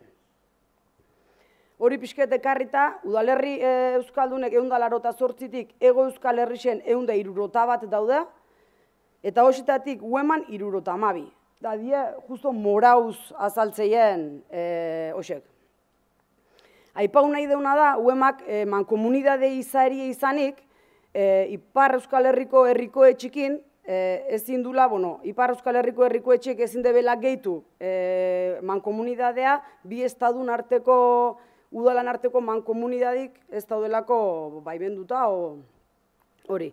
Baina, oindala urte asko gu hango herrikoetxekin elkarlan txukune izendaku geha, egixe da oin, bost bat urtin eten da egon dila harreman osek, han Euskararen erakunde publikoaren zorrerikin batea, nolabait ulertzezalako herrikoetxetako funtzio hori, nolabait uemak laguntzezun funtzio hori, Euskararen erakunde publikoa beak beteko zula, baina, iaz berrartu deu hango alderdi politiko eta euskalgintzakin hartu emana, eta aurki espero deu hori fruitu batzuk ematen aztia. Hemen ja azaltzen zaizu udalerri euskaldunek pixket herrialdeka nola dian, hau da, Araban dao bat, da bea dao eman, hor berde zuen berko luke, baina ez da antzematen. Gero, Bizkaixen daude guztira 57 udalerri euskaldun, eta 19 daude osetatik eman. Gipuzkoan daude guztira 78 udalerri euskaldun, da 18 daude eman. Nafarroan 16 eta 14 daude eman. Eta Baxe Nafarroan daude 19, Lapurdin ez da udalerri euskaldunik, da Zuberun 8 daude. Da ez, pixket hemen aipagarrixe iruditzen eguna da, hori, Araba eta Lapurdin emaitza hosek iziti ez. Bueno, eta gero pixket, udalerri euskaldun hosetako biztanlerixen nola konzentratzean da horren arabera, horrik uste dugu, Euskal Herriko udalerri euskaldunetan biztanlerixen 12% konzentratzea. Eta udalerri ez euskaldunetan 88%. Eta udalerri euskaldunek die 107%. Eta udalerri ez euskaldunek die 173%. Horrek nolabait esan nahi du, udalerri euskaldunek tamainoz nahiko txikisek dien udalerrisek diela, eta hor jarri dizuet datu bat, 1000 biztanletik beherako 118 udalerri daude. Gero, pixketa aipatzeko eta adibide hori ikusteko argixo, da Gipuzkoko kasu ekarri dut, Gipuzko da herrialde euskaldunena, eta bertan, biztanlin 132 udalerri euskaldunetan bizi da, eta udalerri ez euskaldunetan 168. Baina gero, fijatze baldin mazeate, zenbat udalerri euskaldun dauden, eta zenbat ez euskaldun, da euskaldunek die 68 udalerri, eta ez euskaldunek die 20. Baina Gipuzkoan 5 herritan bizidie biztanlin 157. Ez pixketa aipatzeko lurralde antolaketik baitare bai daukela eragin nabarmena kontu hontan. Eta pixket hori komentaute eta realidade horren baitan guk ikuste ditugu bi aukera, bai? Aukera onak, esanet. Bat da, Euskara nagusi den lurgunik bizik dauzkeula gaur egun, arnazguniek deitze ditugun gune horiek bizik dauzkeula gaur egun, eta beste positiboki baloratze duen kontu bada, toki hoxetan erderak betetze zituen funtzisuk euskerintzako berreskura hoin ditugula, eta borondati da honin, hau da, bada hola aukeria urratz importantiek emateko. Baina aukerak bakarrik eoteztinez, arrisku batzuke badauzkeu. Eta pixket, gai honekin lotuta, guretzat bi arrisku nagusinek die. Arnazgune geografikuk jende zuztia, hau da ez talako garapen egoki bat ematen gune hoxetan, eta ez dielako zaitzen. Eta besti izango litzeke, lurralde antolaketik eta garapenak beak, gune hoxetan egoera soziolinguistikun eragin negatibu izitia. Eta ondorixoz, gune hoxek, gaur egun arnazguniek dien gune hoxek, arnazgune izatia justia. Orduan, zer egingo dugu hemendik aurrea, ez? Guk bi aukera ikuste ditugu, eta bat da, gaur egune arte etxen aigan egiten jarraitzea, hau da, nolabait borondatin oinarritutako hizkuntza politikak ikia, hau da, unien administrazioan arduradun daon horrek, dauken borondatin araberako hizkuntza politikak ikia, baina noski horrek, ez dut uste, etorkizunez ziurtatze egunik, bai? Eta beste aukeri izango litzeke, ja behingoz, aztie hizkuntza politikak modu integral baten iken. Eta ze esan nahi dugu hizkuntza politikak modu integral baten iki ezate deunin? Bueno, guk urratz batzuk bezala planteatu ditugu hor. Eta bat izango litzeke, arnazgunien aitortzia, bueno, egixe da, gaur egun ja dauneko arnazgunei aitortza teoriko bat behintzet ematezakola, Jaurlaritza beak euskara ota bat dokumentuen arnazgunien zinbestekotasun eta bai aipatzeitu. Baina guri iruditzen zaigu aitortza teoriko hortatik edo, nolabait aitortza ofizial batea pasau berko genukela. Eta gero, hori dana egokitu berko litzekela, bueno, legie egokitu berko litzekela hizkuntza beharreta. Hau da, zertako. Alde batetik, arnazgunetan hizkuntza politika aurrerakoiek itie posible izeteko, ze gaur egunin UEMak bere udalerrixetan planteatzen jun hizkuntza politikak, maiz talka euskerin legiekin behakin itebe. EAen, nola izateko, euskerin legiek garauena daun gunien. Orduan, berditugu legiek, hau da, gure udaletan, hau da, benetako normalizazio batea eta arnazgunik iziten segiu daitezan, berditugu legiek horta egokitzia. Eta beste alde batetik, arnazguniek babesteko, bai? Nolabait, aitortza ofizialak guk ulertze dugu, suposau berko lukela, hemen eguna atzotare behintzet dezentea ipauzan, biotopuk eta babesteien bezala, arnazguniek egin berko liekela babestu, eta hortako tresnak jarri, horiek babestuta eukitzeko tresnak jarri.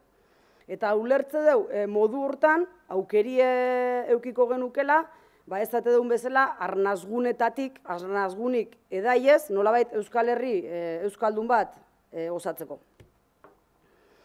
Eta pixketa hausnarketa hortatik abiauta, UEMak lanildo batzuk, dazkeo, bai, unartuta dazke, iaztik, bai?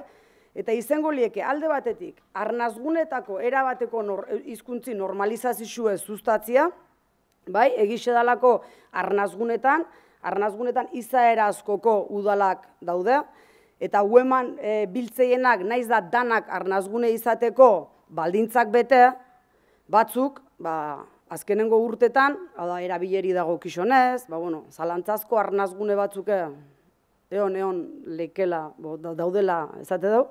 Ordu nolabaiteko utzune hoxek gainditzen juteko ikuste dugu, bereziki guaine administrazio eredu hartuta normalizazio ekintzak eta normalizazio zuztau berdeula. Beste alde batetik, iruditzaigu hizkuntz komunitatiei heltzie ezinbesteku dela, arnazgunetan gauden lekura aiau baldin bagea gexen bat dalako bertako hizkuntz komunitatik urtetan eukidun jarreriatik, orduan horrei heldu berra ikuste dugu. Eta hirugarrena izango litzeke nolabait arnazgunien zaintzao deitu dixon lanildo hori.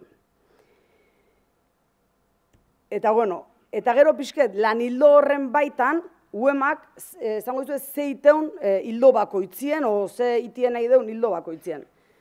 Arnazgunien erabateko normalizazio horri dago kisonin, nahi pau bezala, udaletako erabilera planak die gure tresna nagusia, eta lehentasunen nolabait horri eman nahi dizu, gure udalak eredu izen berdebelako, hizkuntz normalkuntzan, euskeraz funtzionatzen, hori ulertze deulako. Ez bakarrik herrira beira eta beste esparru eta beira, baizik baita ere Euskal Herriko gainako udalerri eta beirera. Eta gero udalerrira beirako egitazmuek dauzkeu. Bereziki, gure udal askotan, ja haunditsuek dienetan, euskera zerbitzu propisuk eta badazkebe, orduan nolabaiteko herrira beirako egitazmuek eta lantze baiera, gure udalerri asko oso txikisek izanik, ez daukebe zerbitzu propisoek, orduan nolabait zaiatzegea udalerri hoxetane dauden herrira beireko utzun hoxek gainditzeko egitazmo batzuk sustatzen. Gero pixket hizkuntz komunitati dago kixonez, bi proiektu dauzkeu martxan, arnazgunien tailerra, lehen pixket ikerrek aipaudun bezala, kontseiluko lantalde hortan egozitako tailer batzuk izen die, nolabait herritarrak arnazgunien ingurun sensibilizatzeko balixo den tailerrak, baino era berien tailerran helburu ez da bakarrik herritarrosek sensibilizatzea, baizik eta tailerrosetan parte hartzeben herritarrak nolabait tailerrosei relebu hartzea gai hau gizarteratzen juteko. Ulertze deulako importanti dela jende hori jabetute dotia, da konstiente izitie arnazgunetan bizi dila, behasek erantzukizun importanti daukebela, etorkizunin, eta gero baita ere, arrotasun punto bat emateko, ez? Ostras, betu nun gauden, da gureatik eba da, ez dakit, pixket zentzu hortan. Eta pixket iztun komunitati beire daukeun beste proiektua da, Eusko Ikaskuntzakin, Eusko Ikaskuntzak martxan dauken Dikoma proiektua, eta UEMA hor parte hartzen nahi da. Eta pixket proiektu hori da diskursoa, komunikazioa eta almentzea dauke izena. Eta pixket horren helburue izango litzeke, hizkuntz ekologisen diskurso bat sortu, nolabait udalerri hauetako herritarrak ahalmentzeko eta hizkuntzikiko behasen jarrerak trinkotzeko. Bai? Pixket proiektu hortan gabiltz Eusko Ikaskuntzakin. Eta horrez gain da azkenik eta bukatzeko izango litzeke pixket arnazgunien zaintzan kontu hau, bai? Arnazgunien zaintza kontu hontan guk uste dugu ezinbestien tresnak berdiela, hau da, tresnak berdiela nolabait izateko eskuartziek eragin negatiboik ez dezaten izen neurtzeko eta bermatzeko. Eta zaintza goxetan nolabait aigeana da, alde batetik udalerri euskaldunetako datun azterketa batzuk iten aigea, lehenengoz aurten UEMak udalerri euskalduneko egoera soziolinguistikuz gain, egoera sozioekonomikun datu batzuk aztertuko du, nolabait ikusteko udalerri euskaldun hauen egoerie o bizixet esatexogu, eta alarma gorresek pizte baie eragina aliziteko, eta gero beste alde batetik daukun proiektu da, Gipuzkoko Foru Aldundiz eta Kontseilukin elkarlanin, aigean, da jardunaldi hauen oinarrixen daon nolabaiteko hausnarketia. Baita ere, helburu izango una, udalerri euskaldunetan eskuartziek eragin negatiboik izan ez dezan, hasi neurtzetik, eskuartziek eukikoen eraginen neurtzetik, eragin hori negatibo izen ez da esen neurrisek hartze arte. Eta hori txek, eskerrik asko.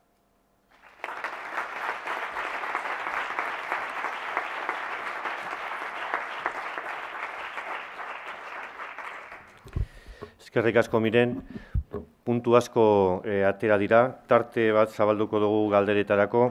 Gauza batzuk lan aipatzearren, zigor eta ugaitxe, galdera provokatzaile batzuk gutxi dizkigute mahai gainean, ekonomiak lurraldearen gain dituen eraginak ere faktore hori aztertzeko modukoa da, lurraldearen garapena eta hizkuntzaren arteko lotura, hizkuntza eraginak ebaluatzeko beharra, hori 3 hitzalditan agertu da. Ikerrek paradigmen aldaketa bat proposatu digu, arnazguneak zabaltzea euskararen normalizazio prozesuaren abiapuntu eta helmuga bezala, arnazguneak sistema ireki eta bizi bezala aurkeztu dizkigu, bestalde arnazguneen autonomia ahultzen dituzten faktoreen artean atzo jiraka ibili genituen lurralde antolakuntzako arauak eta agertu ditu.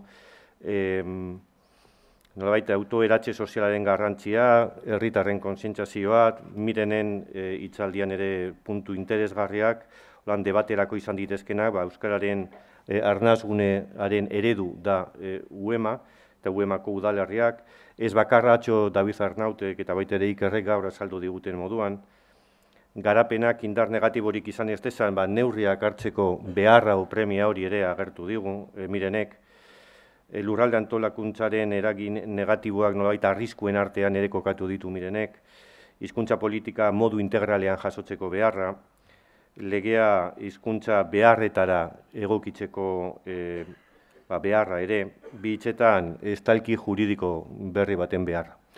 Horiek dira besteak bestea, bertan agertu diren ideietatik batzuk. Zabalduko dugu ordu laurden bateko tartea, galderak, iradokizunak. Galderaz gain, norbaitek zerbait esan nahi badu, galdera moduan formulatu gabe ere mikrofonoa zabalik du.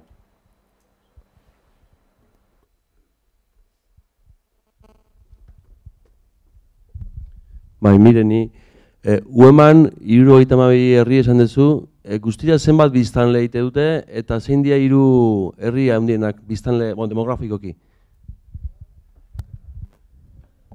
Otzaile, txuleti behitu behar dut. A ber. Ez que hori PowerPoint daket, a ber. Eo, na? Handik. Ibron da piko. A ber. Ara, na?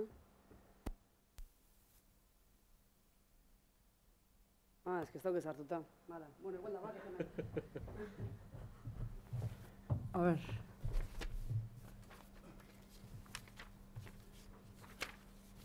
Barkako jazu,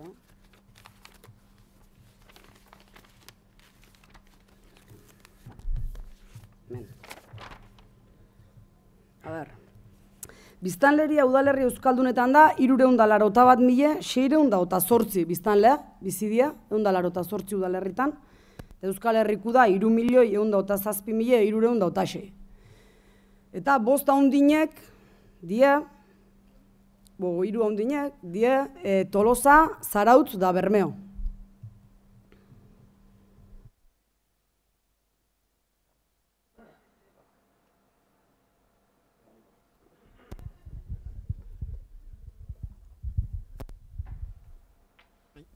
Opa, kaixo. Bueno, lehenik eta behin, eskerrik asko horrelako jardunaldi interesgarriak eta zehatzeagatikan, montatzeagatikan. Eta, bueno, egun hauetan okurritu zizkidan idea batzuk elkarrogatu leko nituzke, ez? Bueno, pixkat, esan, hirigintza edo lurralde antolamendua, aktibitate ekonomikoa edo aktibitate ekonomikoaren gainbalioa kudeatzen dutenen eskuetan egon dela eta dagoela, ez? Prozesu ekonomikoak eta hauen kontrola eduki dutenen eskuetan. Horrela, beraz, bueno, aktibitate ekonomikoa eta sozialen kontenedore edo euskarria da lurralde antolamendua. Bueno, esan ere, egun globalizazio ekonomikoak edo lurraldearen erregionalizazio prozesua ekarri duela. Konektibitatea ziurtatuko duten azpiegitura erraldoi eta azkarrez, HTA-ak, superportuak, aeroportuak, elkarri loturiko sistema urbanoak. Espezializazio funtzional ekonomikoa duten erregio eta makroregioak sortu direlarik, ez? Gurean hau, HTA-ak elkarrotuko lituzkeen Euskal Hiriburuez osaturiko sistema urbanoa izango da, Euskal Hiria, nozpaitatera dana. Eta, bueno, horrela, Euskal Hiria globalizazioaren erregioa edo espazioa izango litzateke, ez? Atzo, Koldoren hitzaldian, Zaldibarren espezializazio funtzionalak, hau da, landaguneak, herriguneak eta fabrikaguneak, bakoitzak bere sistema soziolinguistikoa zuela edo erakutsi zigun. Eta, bueno, euskara landagunean erabiltzen zela, gaztelera herrigunean eta ingelera edo espazio produktiboan edo globalizazioen espazioetan, ez?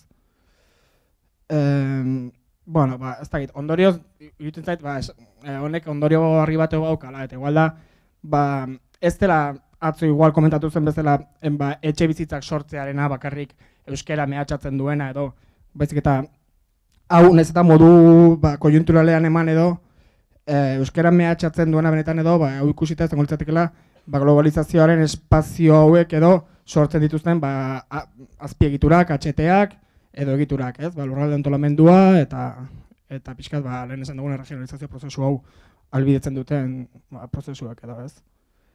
Eta, bueno, ez dakit, honek igual, nire ustetan birten biduzten dizkigu euskararen etorkizuna edo bermatzeko. Bat izango litzateke euskara lurralde antolamendua eta jendartearen egitura determinatzen duten fluxu ekonomikoetan txertatzea edo eta bi gure arnazgune ekonomiko linguistikoak erekitzen hastea.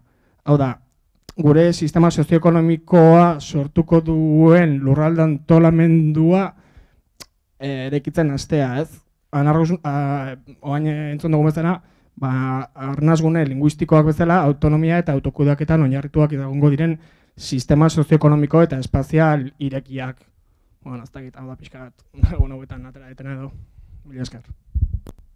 Eskerrik asko.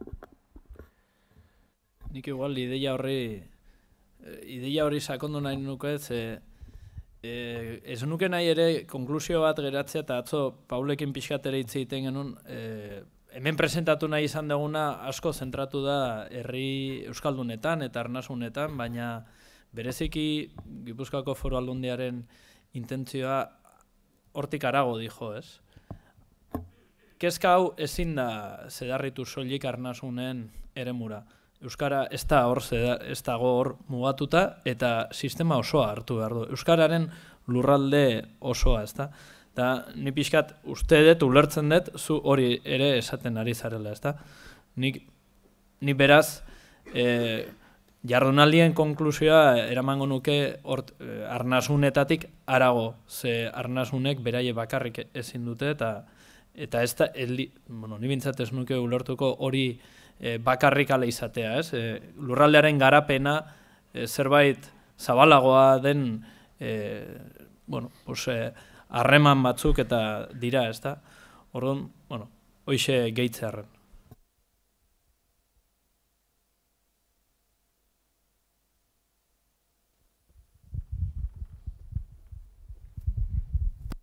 Egunon.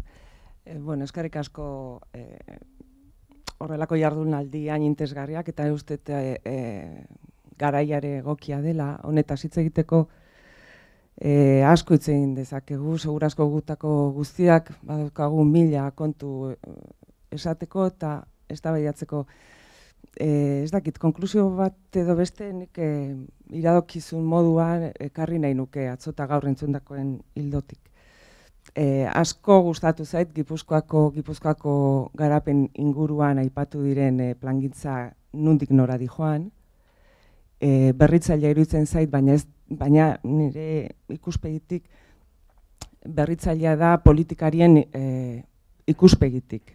Baina berez iradokizun modura erantzi bat egin nahi nioke. Iruditzen zait garapen eredu berria oinarritu daitekela eta errekuperatu beharko genukela iraunkortasunaren kontzeptua. Atzo momentu batean iraunkortasunaren zentzu alde bate utzi zen nire ustez arrazoi gehiegirik eman gabe, baina iruditzen zait badala ja ez dakit 30 bat urte, 87tik hori planteatu zenetik, eta iruditzen zait oraindik behar bezala ulertu edo garatu gabe dagoela. Eta iruditzen zait oso eredugarria izan daitekela planteatzen dezuen ikuspegi berri honetatik. Hau da, iraunkortasunaren balio integral moduan, 3 arloak ingurumenarena, garapen ekonomikoarena eta garapen soziala elkar batzen dituen pentsamentu eta mundu berri baten ikuspegi horretatik, iruditzen zait funtseskoa dela oraindik. Garapen iraunkortasunaren ikuspegi horretatik ezinbestekoa da kontuan izatea 3 esparru hauek, ingurumenara, berriro diot, ingurumenarena, garapen ekonomikoa eta soziala. Eta sozial horretan sartzen da zuzen, hemen aipatzen nahi garen guztia. Bai kulturaren ikuspegia, bai hizkuntzaren ikuspegia, bai generoaren ikuspegia, eta bar. Beraz, nire iradokizuna izango litzateke oso kontuan hartzea iraunkortasun kontzeptu integral hori. Eta hortik abiatzea plangintza guztiak. Iruditzen zait, hemen oinarrian dagoen pentsamentu badela, baina esplizitu egiteko garaia edo behintzat nik errebindikatu esango nuke, errebindikazio puntu bat ekarri nahi dut, naiz eta eztabaidatuta dagoen kontzeptua izan, momentu honetan ikusten dut oinarri oso sendoa ematen duela, eta bai zer esanik ez hizkuntzaren ekologiaren ikuspegitik. Utzen zait funtseskoa dela. Hori alde batetik, eta bestetik uzten badiazue, eta ez dakit leku hau aproposa den, hau esateko, baina nik nire kezkatxoa planteatu nahi nuke eztabaidagai. Hizkuntzaren ekologiaren ikuspegitik, metaforak erabiltzea oso interesgarria da. Oso erabilgarria da. Iradokizunak egiten ditu, mobilizatzen du, sentimentuak ikotzen ditu, baina bat ere badu.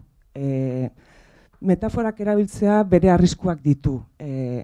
Bizitza, arnasa hartzea, eta bar. Orduan, ikuspegi honetatik nik nota diskordante bat ipintzeko ausartzen naiz, naiz eta pentsatzen dut desadostasun handiak egongo direla. Nire ikuspegitik arnasgune kontzeptua erabiltzeak bere arriskuak baditu. Ez da deskribatzailea, eta bere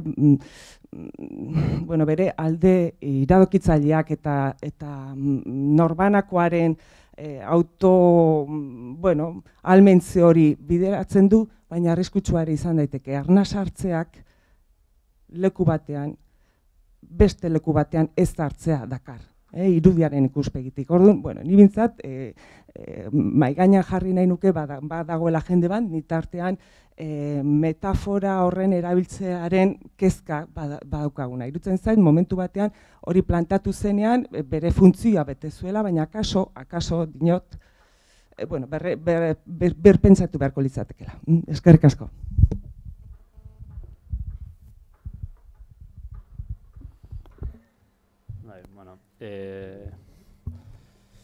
Bai, pixate irakurtasuna eta lurralde garapenei lotuta. Aipatzeko da, gure planteamentua dela metodologia bat, ez? Azken finean da, planteatzea nora nahi dugun jutia, danon artean, eta aruntz bidea egitea. Orduan, nora hortan oso kontuan hartuko da iraunkortasuna. Hori da, 3 vektore horrek, ez da? Iraunkortasuna, ekonomia edo garapen produktiboa, eta soziala, garapen soziala edo garapen pertsonala. Eta hor, erdian, 3 vektore horren erdian egongo da garapen instituzionala edo, hau da, ez da bakarrik nahikoa garapena gotia 3 vektore horretan, udaletxe, zein aldundi, zein existitzen diren instituzioanak evoluzionabiko dabe hori albidetzeko. Orduan, esatia guk hori bultzatzen dula, baina benetan bultzatzen duna dela metodologia bat. Eta orduan, eragileen eskualde eta herrien, eta batez herritar eta eragileen esku gatuko da, iraunkortasun hori bere indarra ematia, eta guk beti presente dugu, baina ez da gure esku gelditzen. Ni, esan bezala, fasilitadore lan bat itxeot, ne lan nagusia da, errazle lan hori, inkluso gu ez gara sartzen eskualdetan, hau da, gu Gipuzkoa mailan itzen du, gu ipintza ditu erramintak eskualdeak garatzeko eren prozesuak. Gero beste maila baten, herri bakoitza garatu lehike bere prozesua, baina guk bultzatzen du eskualdetako prozesuak, eta pentsatzen du behetik gorako prozesua dizen bidala, eta zentzu hortan, nahiz eta guk oso presente dukun, bai iraunkortasuna, zein beste bi faktoriak, lortu biduna da behetik gorako hortan herritarrak eta eragileak presente ukitzea. Baina ados nago, totalmente. Igual, hitzak enduz lemailen, ideia etxo batzuk bi interbentzio lotuta. Bat egia esan baruen buruan eta aztu zait komentatzea, Zaldibarren kasua. Natzo atera zen eta ipatzen zen nola sistemak, herriak, bazitun azpi sistema moduko batzuk, eta sistemak elkarrekin gainera erlazionatuta daude, ez? Eta ingurune rurala zen nolabait, arnasgune peto-petoena da nolabait, ez? Azpi sistema hori edo izango litzatekena. Eta irikita dago, eta irikita zegoela aurkeztu zigun koldo-teleriak barkatu, atzo batematek tuitan ere nastu dintzun, eta gaur nik, hauz. Eta kontua da, irikitasun hortan ere bai, importantea da sistemak norantz irikitzen diren.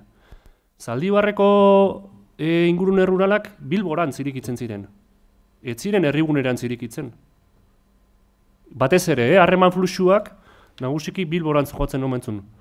Claro, horrek era baldintzatu dezake. Zain dute, arnasgunea edatzeko eta indartzeko, seguraski egokiagoa, eraginkorragoa litzateke herrigunerantz irikiko balira eta sistemak gehiago elkarren artean harremana norabide hortan emango balitzez. Eta hori bada niretzako gauza importante bat, ez? Arnasguneetako irekidura norantz ematen da. Jendean norantz mugitzen da arnasguneetan. Eta horrek eman dezake pista desente lehentasuna jartzeko garaian. Arnasguneetako jendeak nun jasotzen ditu zerbitzu asko. Askotan izaten dira herri txikiak, nun zerbitzuak hartzera kanpora jo behar duten. Beraz, kanpoko zea eragin hori nabarmen bizi dezaketen. Eta horrek lehentasun bat jarri dezake akaso, alboko eskualde burua den ez dakize zerbitzu euskalduntzeko. Eta alderantziz, nungo jendea etortzen da arnasgunetara.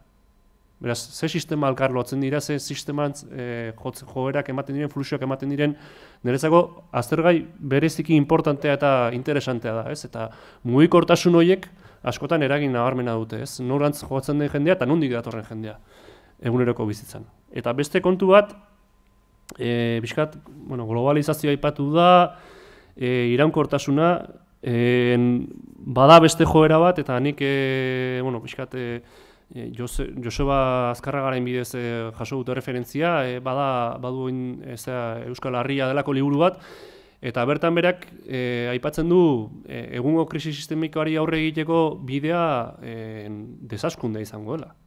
Eta desaskundea ulertzen du maila diferente hauetan. Hemen aipatu den maila diferentetan, eta hiriguneetatikan herrigunetara itzultzetikan ere.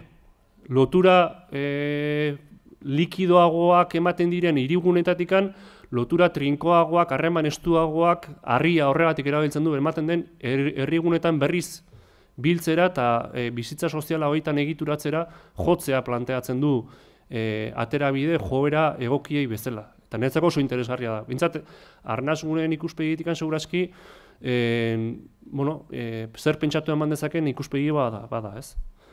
Eta gero, arnasgune kontzeptuaren inguruan, enuke gehiagi debatean sartu nahi, baina nik bai uste dut hor,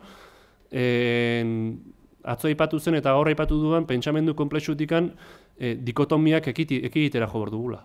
Eta aipatzen zen atzo, zientziak askotan dikotomikoki pentsatzen dugula, bai ala ez, eta arnastea eta ez arnastea bi autu bakarrik ez daude.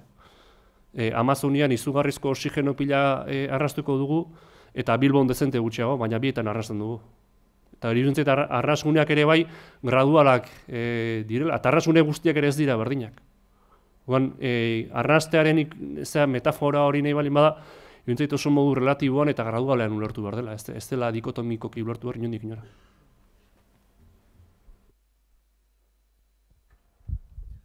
Markatu, bakarrik Ikerren zeari ekarpen bat gehitzeko, desaskundearen ideiaz, referentzia bat bila-ibili nintzen ni hain zuzen ere, eta 2011an Bilbon egin zen jardunaldi bat horren inguruan, aztertu zuten lurralde antolaketa gaia ere hartuta, eta desaskundea elkartea edo taldeak bultzatuta, kultura aipatu zuten hizkuntza aipatu, eta, nik azpimarratu nituen, Twitterren ere zabaldu nuen, bi aspektu. Batetik eskola txikiak zaintzea eta eukitzea, eta horri lotuta kurrikuluma, eskola txikietan tokiko kulturari referentzia inez eta bar. Baina hizkuntza ez zuten espreski aipatu, ez? Agian Bilbon egin zalako ez dakit. Baina, badago zer egina hortan. Bueno, kontuz, Bilbotar batek itzengo du orain, barkatu 3 aldiz aipatu duzu, eta, nik hain zuzen ere Bilbotik egin nahi nuen hausnarketa hau, ez? Santutxotik, aprorbete euskalduntxoago da. Bale, kontu da, izugarrezko zera iruditu zait, ponentzia guztiak oso onak, kriston hausnarketa, antolaketa eta egundoko lan egiten ari da arnasguneetan, eta hori eskertzeko da, eta beharrezkoa, ez? Igual beste leku batzuetan ez dago hausnarketa maila horretara heltzerik oraindik edo ez dakit, edo ez gara jarri edo ez dakit ba, ez? Eta entzun dut, barne antolaketa handiagoa behar dela, autonomia handiagoa garatu behar dela, kohesioa pixka bat, aipatu zuzuk ere, Iker, arnasguneak edatu egin behar direla, hau da, gehiago sortu edo, ez? Baina nire kezka da, eta orain esan duzunaren hildotik, nik Bilbo baino ez dago aipatzen dut normalean, baina gaur aipatuko dute, lezo esaten dute, edo mehatzaldea, ez? Mehatzaldean arnasa hartzea euskeraz nahiko zaila da, ez? Eta nahiko nuke jakin, zelan ikusten duzuen arnasgunen papera olako lekuetan eredugarri izan da dintzen. Barrura begira zaudete, baina ikusi da Mirenek erakutsitako datuetan oso kopuru txikia dela arnasguneetan bizi dena, edo, ez dakit nola dituko dugun aurrantzean, momentu horrela. Eta nola edatu edo zer egin dezakete irudi izateko kanpora begira. Inkluso, Ugaitzek aipatu du hizkeraren asuntoa, niretzako oso gai interesgarria da, hizkera horiek arnasgunetatik kanpo bizi diren eta ama hizkuntza gaur egun badakigu Euskaldunen 50% baino gehiagoren ama hizkuntza ez dela euskera. Hoiengan hizkera horiek zelan edatu, zelan zabaldu, zelan ezakit ez. Hor badago lan bat egiteko, igual barrura begira ondo dago, baina kanpora begira zer. Ze, Santutxuk izugarrizko eragina dauka zerieinen, seguru nau. Bai, nik dakidanetik eta aldudanetik erantzungo izu zatitxo bat, beste gainontzeko erantzun dutela. Azkeneko puntu horri helduta, eta leheno aipatu dugu, eta uste dut zigorrek ere aipatu dula, ezin dugu arnaskunetan soilik jarri fokoa. Fokoak izan behar du orokorra sistemikoa nahi bali bada, ez? Txikienetik hasita zabaleneraino, Euskal Herria osoraino, ez? Eta leheno aipatu dudan irekitasunaren eta fluxuaren kontuak hor gakoa dira. Aipatu duzu, Bilboko eragina inguruko hainbat arnasgunek jasango dute edo izango dute, ez? Eta ezin da pentsatu arnasguneak indartuko direla soilik arnasgunetan lan eginez, soilik bintzat. Herritarroiek gaur egun, esan dugun bezala, irekitasuna inbestekoa da, hortik kanpo bizitza asko egiten dutelako. Orduan, ikuspegi sistemiko edo oso hortatik anei balin bada, pentsatu behar dugu eta egin behar dugu, eta hor, seguraski, hirigune handiek izugarrizko eragina izango dute. Eta eskualde burek izugarrizko eragina izango dute. Eta hortan, beraz, arreta ere jarri beharko dugu.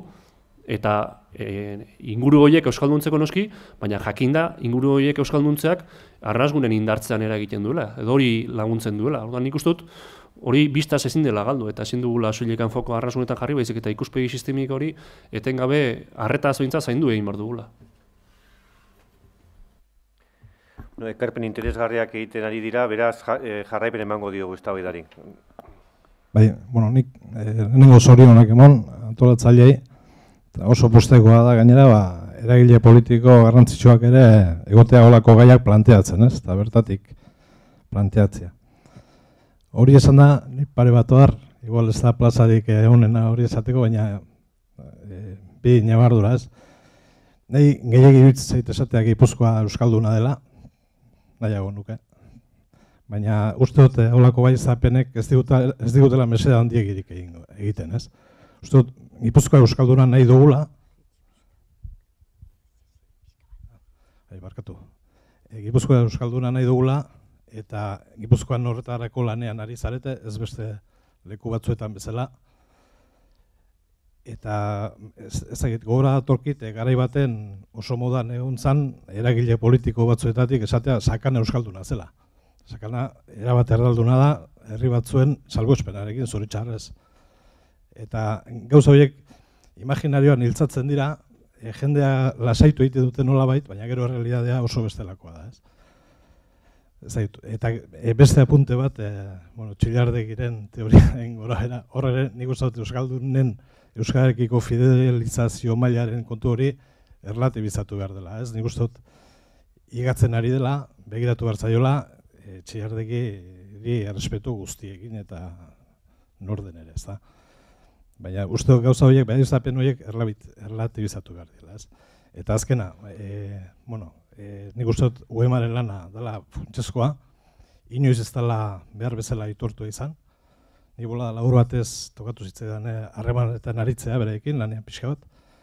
Eta impresioa daukat, inongo instituziok, inongo eragile politikok ez dituela merezi duten bezain aintzat hartzen. Eta pixka lan isolatu egiten dutela askotan. Niri tokatu zidan adibidez, sakanan aritzea pixkaten beraiekin. Eta ezan pixka bat eskean aritzea beti, ez?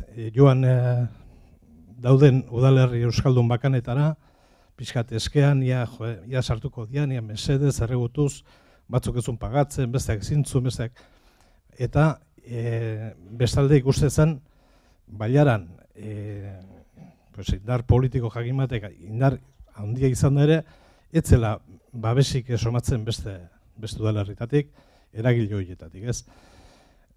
Nik uste Jaurlaritzak adibidez Bizkarra eman diola nabarmen beti, ez dut ulertzen, eta funtsezkoa dela. Eta egia izan da ere, eskualde buruak eta hiriak oso garrantzitsua dela, nik uste dut azken urtetan asko jarri garela hori begira, planteamendu estensiboak eginez, azkenean higadura oso nabarmena da arnasgunetan, hor dago Xabierren lana, edo ezagutu nahi duenak Urie Butroera joatea dauka, eta ikusi ze urte gutxitan desagertu indiren arnasgune guztiak, ez?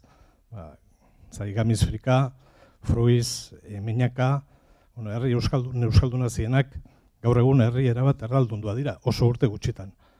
Ezinbestekoa da arnasgunei begira jartzea, eragile politikoek indar guztia jartzea horretan, eta gero, sakana bezalako, edo Urie Butro bezalako eskualdeetan, eskualde buruetan ere egin behar da. Ezin da bat irten, Urdiain batetik edo Arbizu batetik Altsasura joan, eta kulturprogramazio guztia erdera zeuki. Alperrik ari gara, ez?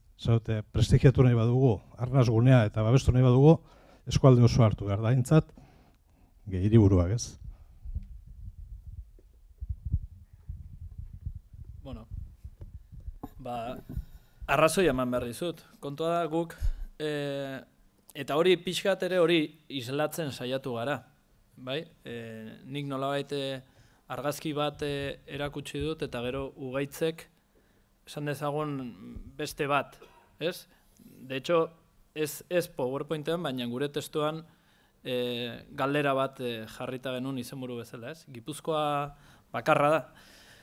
Noski, holako leloa moduan erabiltzen dugun afirmazio bat, egia da, zuk esan duzun hori dauka, ez? Ez dela guztiz egia, eta konsiente naiz. Edo nola ere, guk sozialki zabaldu nahi izan dugun mezu bat da, iruditzen zaigulako, nolabait, percepzio hori indartu egin behar dela gizartean, ez? Karo, guk Gipuzkoaren eremuan aritzen garelako. Hau da, benetan jendeak baote dakin zein den Gipuzkoaren egoera soziolinguistikoa, ez? Eta datu horiek islatzen ditugu beti Gipuzkoa lurralde euskalduna da esaten dugunean. Beti, nik prentsaren aurrean itzin duan bakoitzean eta esaldi hau esan duan bakoitzean, atzetikan esan ditut bi datuak, ez? Euskararen ezagutzaren o gaitasunaren datua, erabilerarena edo gazteen ezagutza tasarena, ez? Eta iruditzen zait, lelo bezala erabili behar dugula gizartean, bintzat Gipuzkoarren artean, beste ikuspegi bat hartzeko gure ustez ez dagoena, ez zegoena bintzat, ez? Alde hortatik, komunikazio edo marketing tresna bat izan da, esan dezagun, eta gero hori jakina matizatu inbar da, eta, nik uste hortan ere saiatu garela, baina arrazoi amate izut alde hortatik.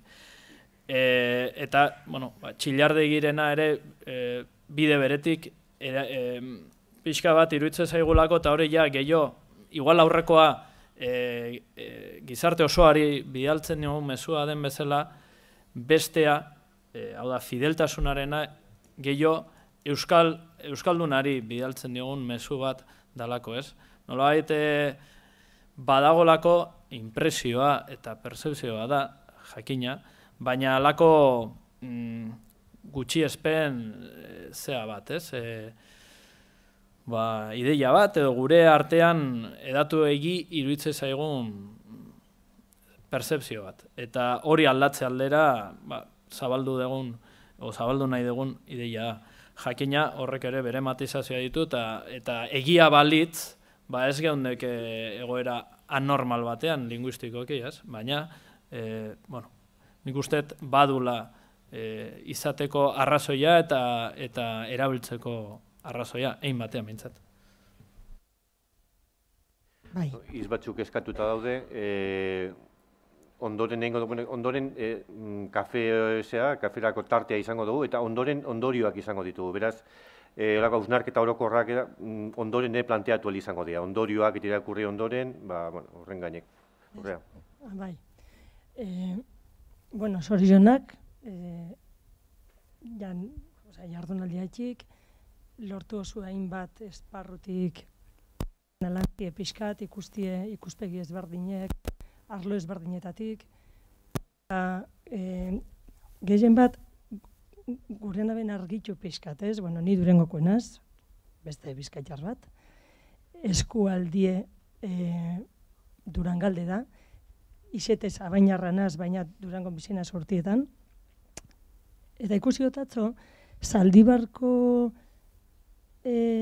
baserritarrak globalizazioa hartzeko ohitura horiero Bilbo aukitia referentzia izen zala pizka txokante. Eta gaur be, zu horregaz geratu zara, ez? Ia, zelekutera zabaltzen dien, benetako arnazgune txiki horrek. Bueno, gurotu eta aipatu, Durangontzat, Durangaldiek, Zaldibar oso horretzik da, ez dakitxe 10.000 biztan lehengura ukingo da bezan, hortxibiliko da, eta Durangaldiek aukido beti oiturie, ni matizenekoenaz, eta zan matizenien jandalo, lana Durangon, ikasketak Durangon, zinea Durangon, kirola Durangon, zerbitzuak Durangon, matienan bai, erosteko gauza batzuk eta bai, eta Zaldibarri justo bardine pasetan jako, ez? Zaldibarrek esteko arropa dendarik, igueldeko denda txiki bat, ez dakit, gizon bate gure badaue oso sarjantzi, joeri da Bilbora etortie, ez? Orduen, Zaldibarko bati jarri hotzie eroskia handi bat, Durango onduen, abadinoko terrenuen, eta Zaldibarkuek, baserrikuek, ez da zaiten erosketak egunero Zaldibarreraino bajatu erosketak egin etzera eruen. Kotxi hartu bidau. Orduen, merkia urtetotzo eroskire joetie, eta horretara joeten da. Orduen, hartu eskero kotxie, zer da, erropak erosi biduaz, zer hartu erostea, hartu bihorbo kotxie, Durango da joen da, lauden da miatu, edo zuzenien nue arteara, eta dekuaz, danak bertan, danator eroskiko erosketakin eta erropa guztizekin. Orden, ikuspuntu pizkatori da, baina referentzia Durangalden, eta ez oin 2000-garren urtia pasaute dauela. Nire gurasuek, nire aititxa amamak, referentzia Bilbo eukien. Oskorriren abestia dinosku, arratiko gixona Bilbora doala maiz, lemuako tranbian, ez? Orduen, joera hori da, eta referentzia Bizkaiko herritxiki jentzat Bilbo izen da.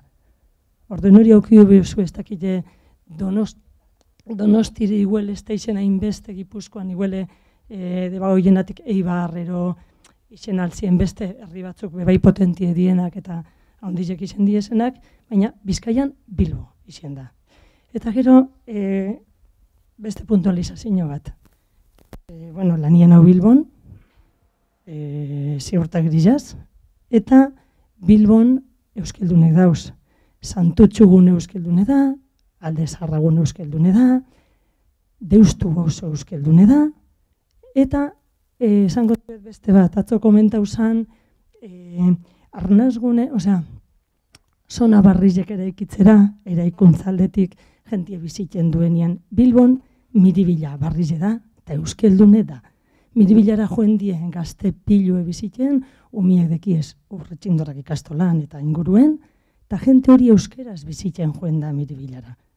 Abadinon aldiz, guztiz kontrako pasau da, Matienako Eibartik etorri zien hainbat lantegi, ardeldunez beteta, etorri zien Matienara, Matiena ardeldunez betezan, eta oin, Matienatik Abadinoko udalak jauz, Abadinoko beste oso baten hainbat etxe, eta Matienatik gazte asko joen di horretara etxietara. Umiek euskeraz ikasiko dabe, baina eurek ez. Eta erdeldundu dabe zelaieta eta muntxaraz euskeldunek zienak, herri txiki zienak, herriak hauzuek, Abadino barruen, eta hori erdeldundu egin dabe. Onja Matien erdeldune da, zelaieta erdeldune da, muntxaraz erdeldune da. Orduan, ikusi bida pizkade bai, hor, eta pentsetot oso importanti dela bai gaur mirenek rekalkau dauz, hemen inok ez da baino arte, ez du hasi bida atzu natzupe komenteta ben, parte hartuz, ez? Parte hartuz, legedia ikusiz, normalien komenta bosten, udaletik hasten dala, pausu txikisek emunez, udaleko legedia beti sartzen dela, ero saiatzen diela, ja, foru aldunditik datorren legedian barruen sartzen, orduen inoz izen leikela batak besti eta petie ero dana alakue, baina parte hartzi importantzi motzen, baina nik pentsetot jarrera aldatu biure euskeldunek. Zehatzo be komentau zan,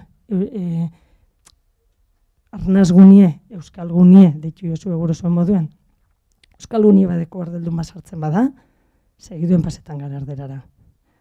Eta hori da ekidin bidana. Jarrerakin eta tailerrakin ikesi biu zelan eruen erdaldun hori gure terrenora. Ero zelan erakutzi eskubide hori dekule euskeraz hitz egiteko inungo ez dakit defentza politikori barik, ez? Ze beti hasten gara eskubidedeket, ze haudeket eta bestideket. Ez, euskeraz egotzut naturaltasun guztizaz. Orduen ikusi biozu hori naturala dela. Eta ikusi biozu nun zauzen bizitzen da zer da hemen naturala. Eta horretarako oso importanti da bakotzaren jarrera. Ni pentsetot horretan oso ondo ibili dela miren eta jarreratik hasi biole. Ez teket galdera bat konkretu, goreko nauke jakin nundik hasi nora jo, ze bide jarraitu zuek zerrengo zuen, ze ez da bakarrik beti gora. Ni pentsetot hemen diputazio hori bait, eta Gipuzkoan eiken dabiz, da irizpide jarri dabez da horrek asko laguntzen dau, goiti bera etorri bizakule. Euki biule lege bat derrigortzen dabele euskeraz eitera. Ez dakit, hori heltzen ez dan artien, ikustatu oso zaila dana. Eskerrik asko. Egon, lehenbizi, igual, galdera guztiak ingo ditugu, Xabierrek izkatuta zeukan, eta gero erantzunak, bai, perkatu, Egunon, zorionak, nik uste igertzen dela belaunaldi aldaketa etorri dela eta gazte jendea gogotsu ari dela. Ni harrituta nago horren beste jende etorri izana, eta, Txillardegi birritan aipatu izan denez, Txillardegiren ikaslea naizenez defentsa sutsua ingo dut.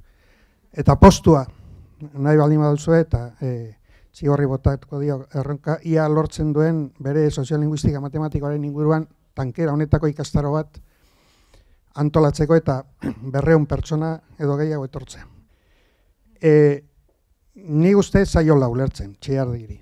Eta Txillardegi herri honetan, eta ez bakarrik mundu mailan, bera soziolinguistika matematikoaren sortzailea izan da mundu osoan, eta bere teoria bizirik da, teoria, ez praktika.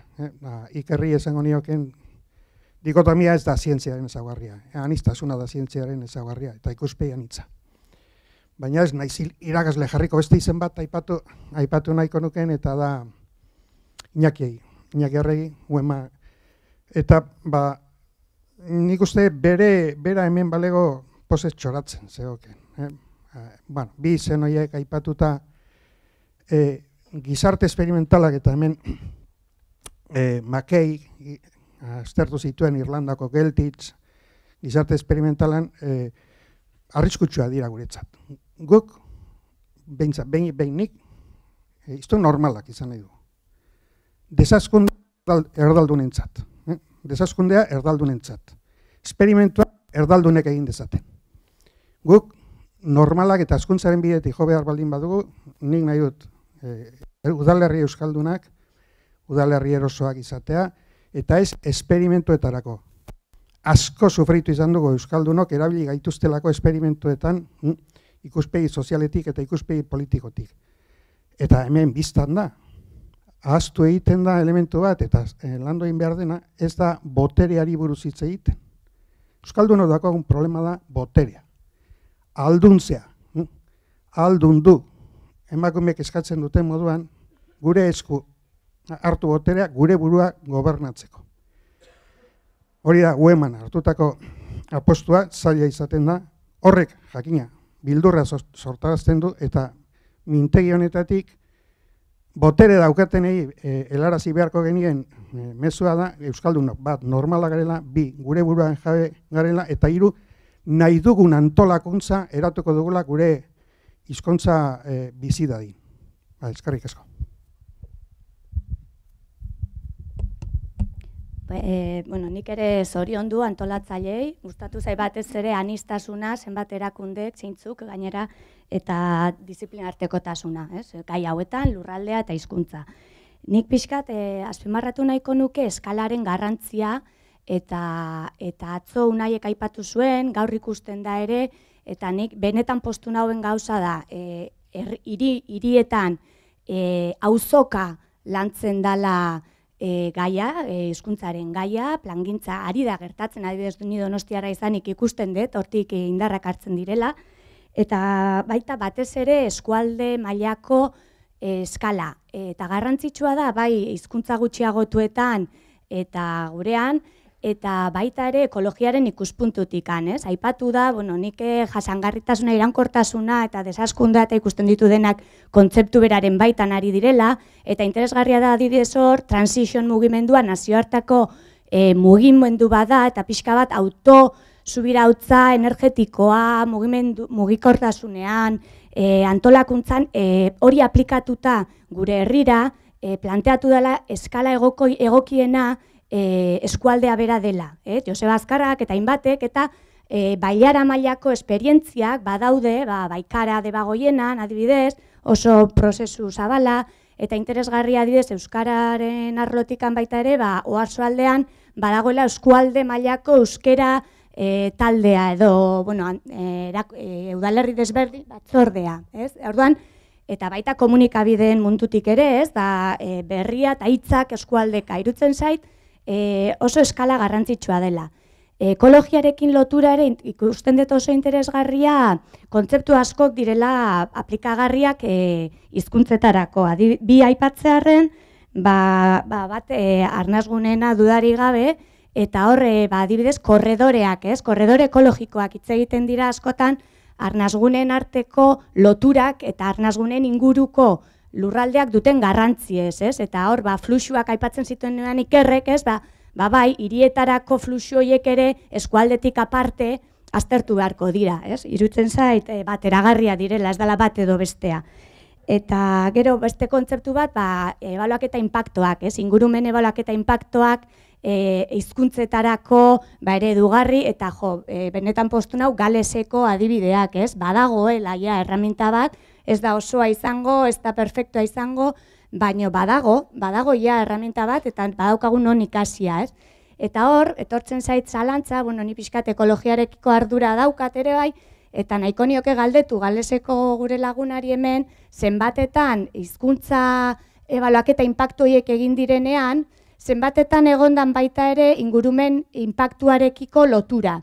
Askotan, nire percepzioa, eta igual da intuizio hori, ez dakitan intuizio zer dan, eta agian errotutan nago, baina irutzen zait batzutan ekologiarekiko kezka, lurraldearekiko kezka, garapen ereduarekiko kezka, eta hizkuntzarekikoa gure kasuan, eta gure kasua azpimarratu hizkuntza gutxiagotua dela, bat egiten dutela interesak. Eta beraz, hartuko ditugun neurriak ere, igual, indarrak ere batze aldera, herrigintza aipatu da, garrantzi horrekin, eta nik uste jardunaldi hauen balioa hori dala, euskalgintzatik, mugimendu ekologistatik, mugimendu feministatik, herrigintza egiten ari geran arlo guztietatik indarrak batzea, ebaluaketa inpaktu ambientala egiten baldin badakigu, alegazioak egiten badakigu, goazen hizkuntzen dimensioa hor txertatzea, indarrak batzera, ezagutza partekatzea. Pixkat, zoriondu berriz ikusten dut bide honek ematen digula aukera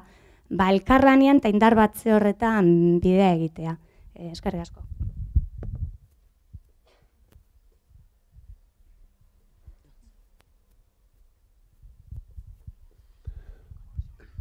Egunon. Obviously there's a connection between environment and language. Unfortunately, in Wales, there's been perhaps too much attention to environment and not to the language, but the two of it are linked. And if you can use both together, it's stronger. But we need to clarify, I think here and in Wales, we need to clarify and be able to measure how things affect the language. And once you have that in a more measurable or scientific way, as happens in the environment, I think we will be closer to what we need to do. But it's at the moment it's too theoretical. We need to be able to say definitely how to measure impact on the language in the same way we need to do it with the environment. We're trying to do it, but we haven't done it successfully enough yet. I'd also like to say in Wales we have suffered from an argument within the language movement between the breathing spaces and the rest of the country. So I would be very happy if you did not fall into that argument. It's all interrelated and it's a symbiotic relationship. For example, the most anglicised areas in Wales, they have new schools, but the teachers from those schools come from the breathing spaces. So it's a symbiotic relationship. So you need to look at it as one thing. I'm sure you are doing this, but don't get dragged down into arguments about one or the other. I like the idea that breathing spaces are to expand. It's hard to do that, but that's the way to look at it, rather than it being like some kind of siege mentality. Eskerrik asko.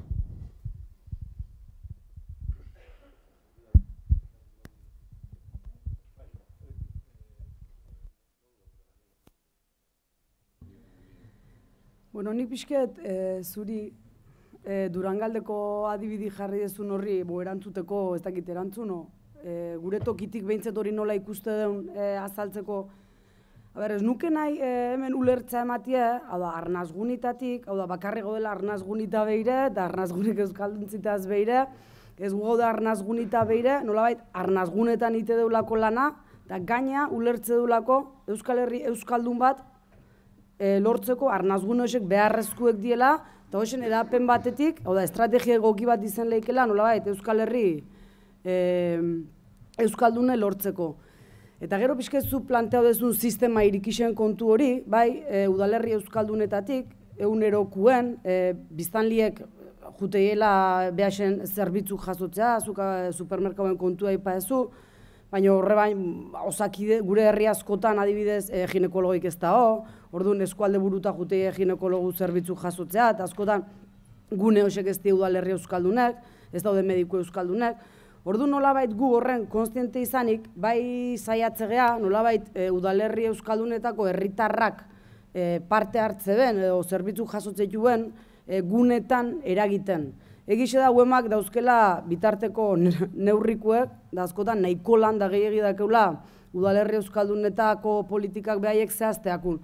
Baina bai aintzat hartze deula beti, nolabait eremu zabalo hortatik. Gaina iruitze zaigulako, arnazgunik edau ezate deunin, hori nolabait arnazgunik edatzie badala. Eta gero bai azpimarra nahiko nuke berriz, zuzeuk aipaudezun hizkuntz komunitatin jarrera hori, bai? Lehen aipaudet berrezkudala eta guk ezinbesteko ikusi deula, nolabait herritarrosek jabetzia, hau da, zer dian, ze papel jokatzen hizkuntzin gan, erantzukizun bate badaukeela nolabait ezateko hizkuntza honen biziraupenin, eta nolabait gehitu nahi dizon arrotasun puntu horrekin, nolabait gune ez hain euskaldunek dien eta jun, da hain errez hizkuntz joerak aldatzeituen jende hori konstiente eitia asko aldauleike bela benetan behasek, benetan dien bezala adierazte baldin maia eta jarrera hosek mantentze baldin maia. Nik lotu ditut alde batetik Durangaldea, Ero Andoni, eremu sozioekonomikoan inguruan, eta transizion movimentua eta ekologia. Hor bai ematen diela dinamika ekonomiko eta merkatal erlazio batzuk non lotzen diren zeharrek, ez? Bueno, ontxe komentatu da, zerbitzu publikoak, herriak eta hirien artean, herri txikia herri handixean artean, bueno, pixat, teoria polinuklearra izegiz, ez? Bat txikitik, gero eta ondixea hori goiatz. Hor, ikusten da adibidez dinamika batzuk, adibidez txanpon soziala o txanpon lokala moduko dinamikak aldatzen dabela neurri baten, eta nik sinisten dut Gipuzkoarron kapazitatean, holako alternatiba normalian izaten dienak oso jende gutxik erabiltzen ditzuanak, zentralidadea eramateko kapazidade hori. Adibidez jente Euskal Herrixan, bai ikastolekin, bai kooperatibekin, kritika danakin lezke, baina, eta nik uste dut, txanpon soziala moduko ekimen batek aldatu lehizkela merkata erlazio horrek eta ileikela gerturatu, hau da, hiribururako adibidez, lotura hori pixkat moztu neurri baten, gertuagoko komertzioa bultzatu, gertuagoko produkzioa bultzatu, eta horrekin, pixkat, Andonik izan denakin lotuta,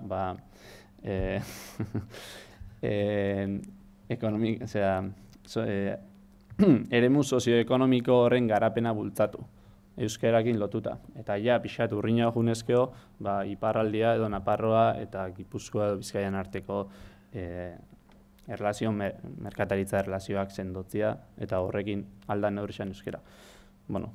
Nik uste dut hor, adibidez, posibilidade batzu da etzela, eta txanpon soziala aipatzeot, nik uste dutelako hori adibidez, ekintza konkretu bat izen da, influiu leikela, eta ekonomia izen da, influiu leikela hizkuntzan eta gure arteko erlazioetan. Mila esker izlariei eta baita ere bertan zaudeten guztioi. Indarra hartu mesedez, oin kafe ordua daukagu, indarra hartu, eta 12 harritan mesedez danak bertan, ondorio eta eztabaida zabaldezagun. Mila esker.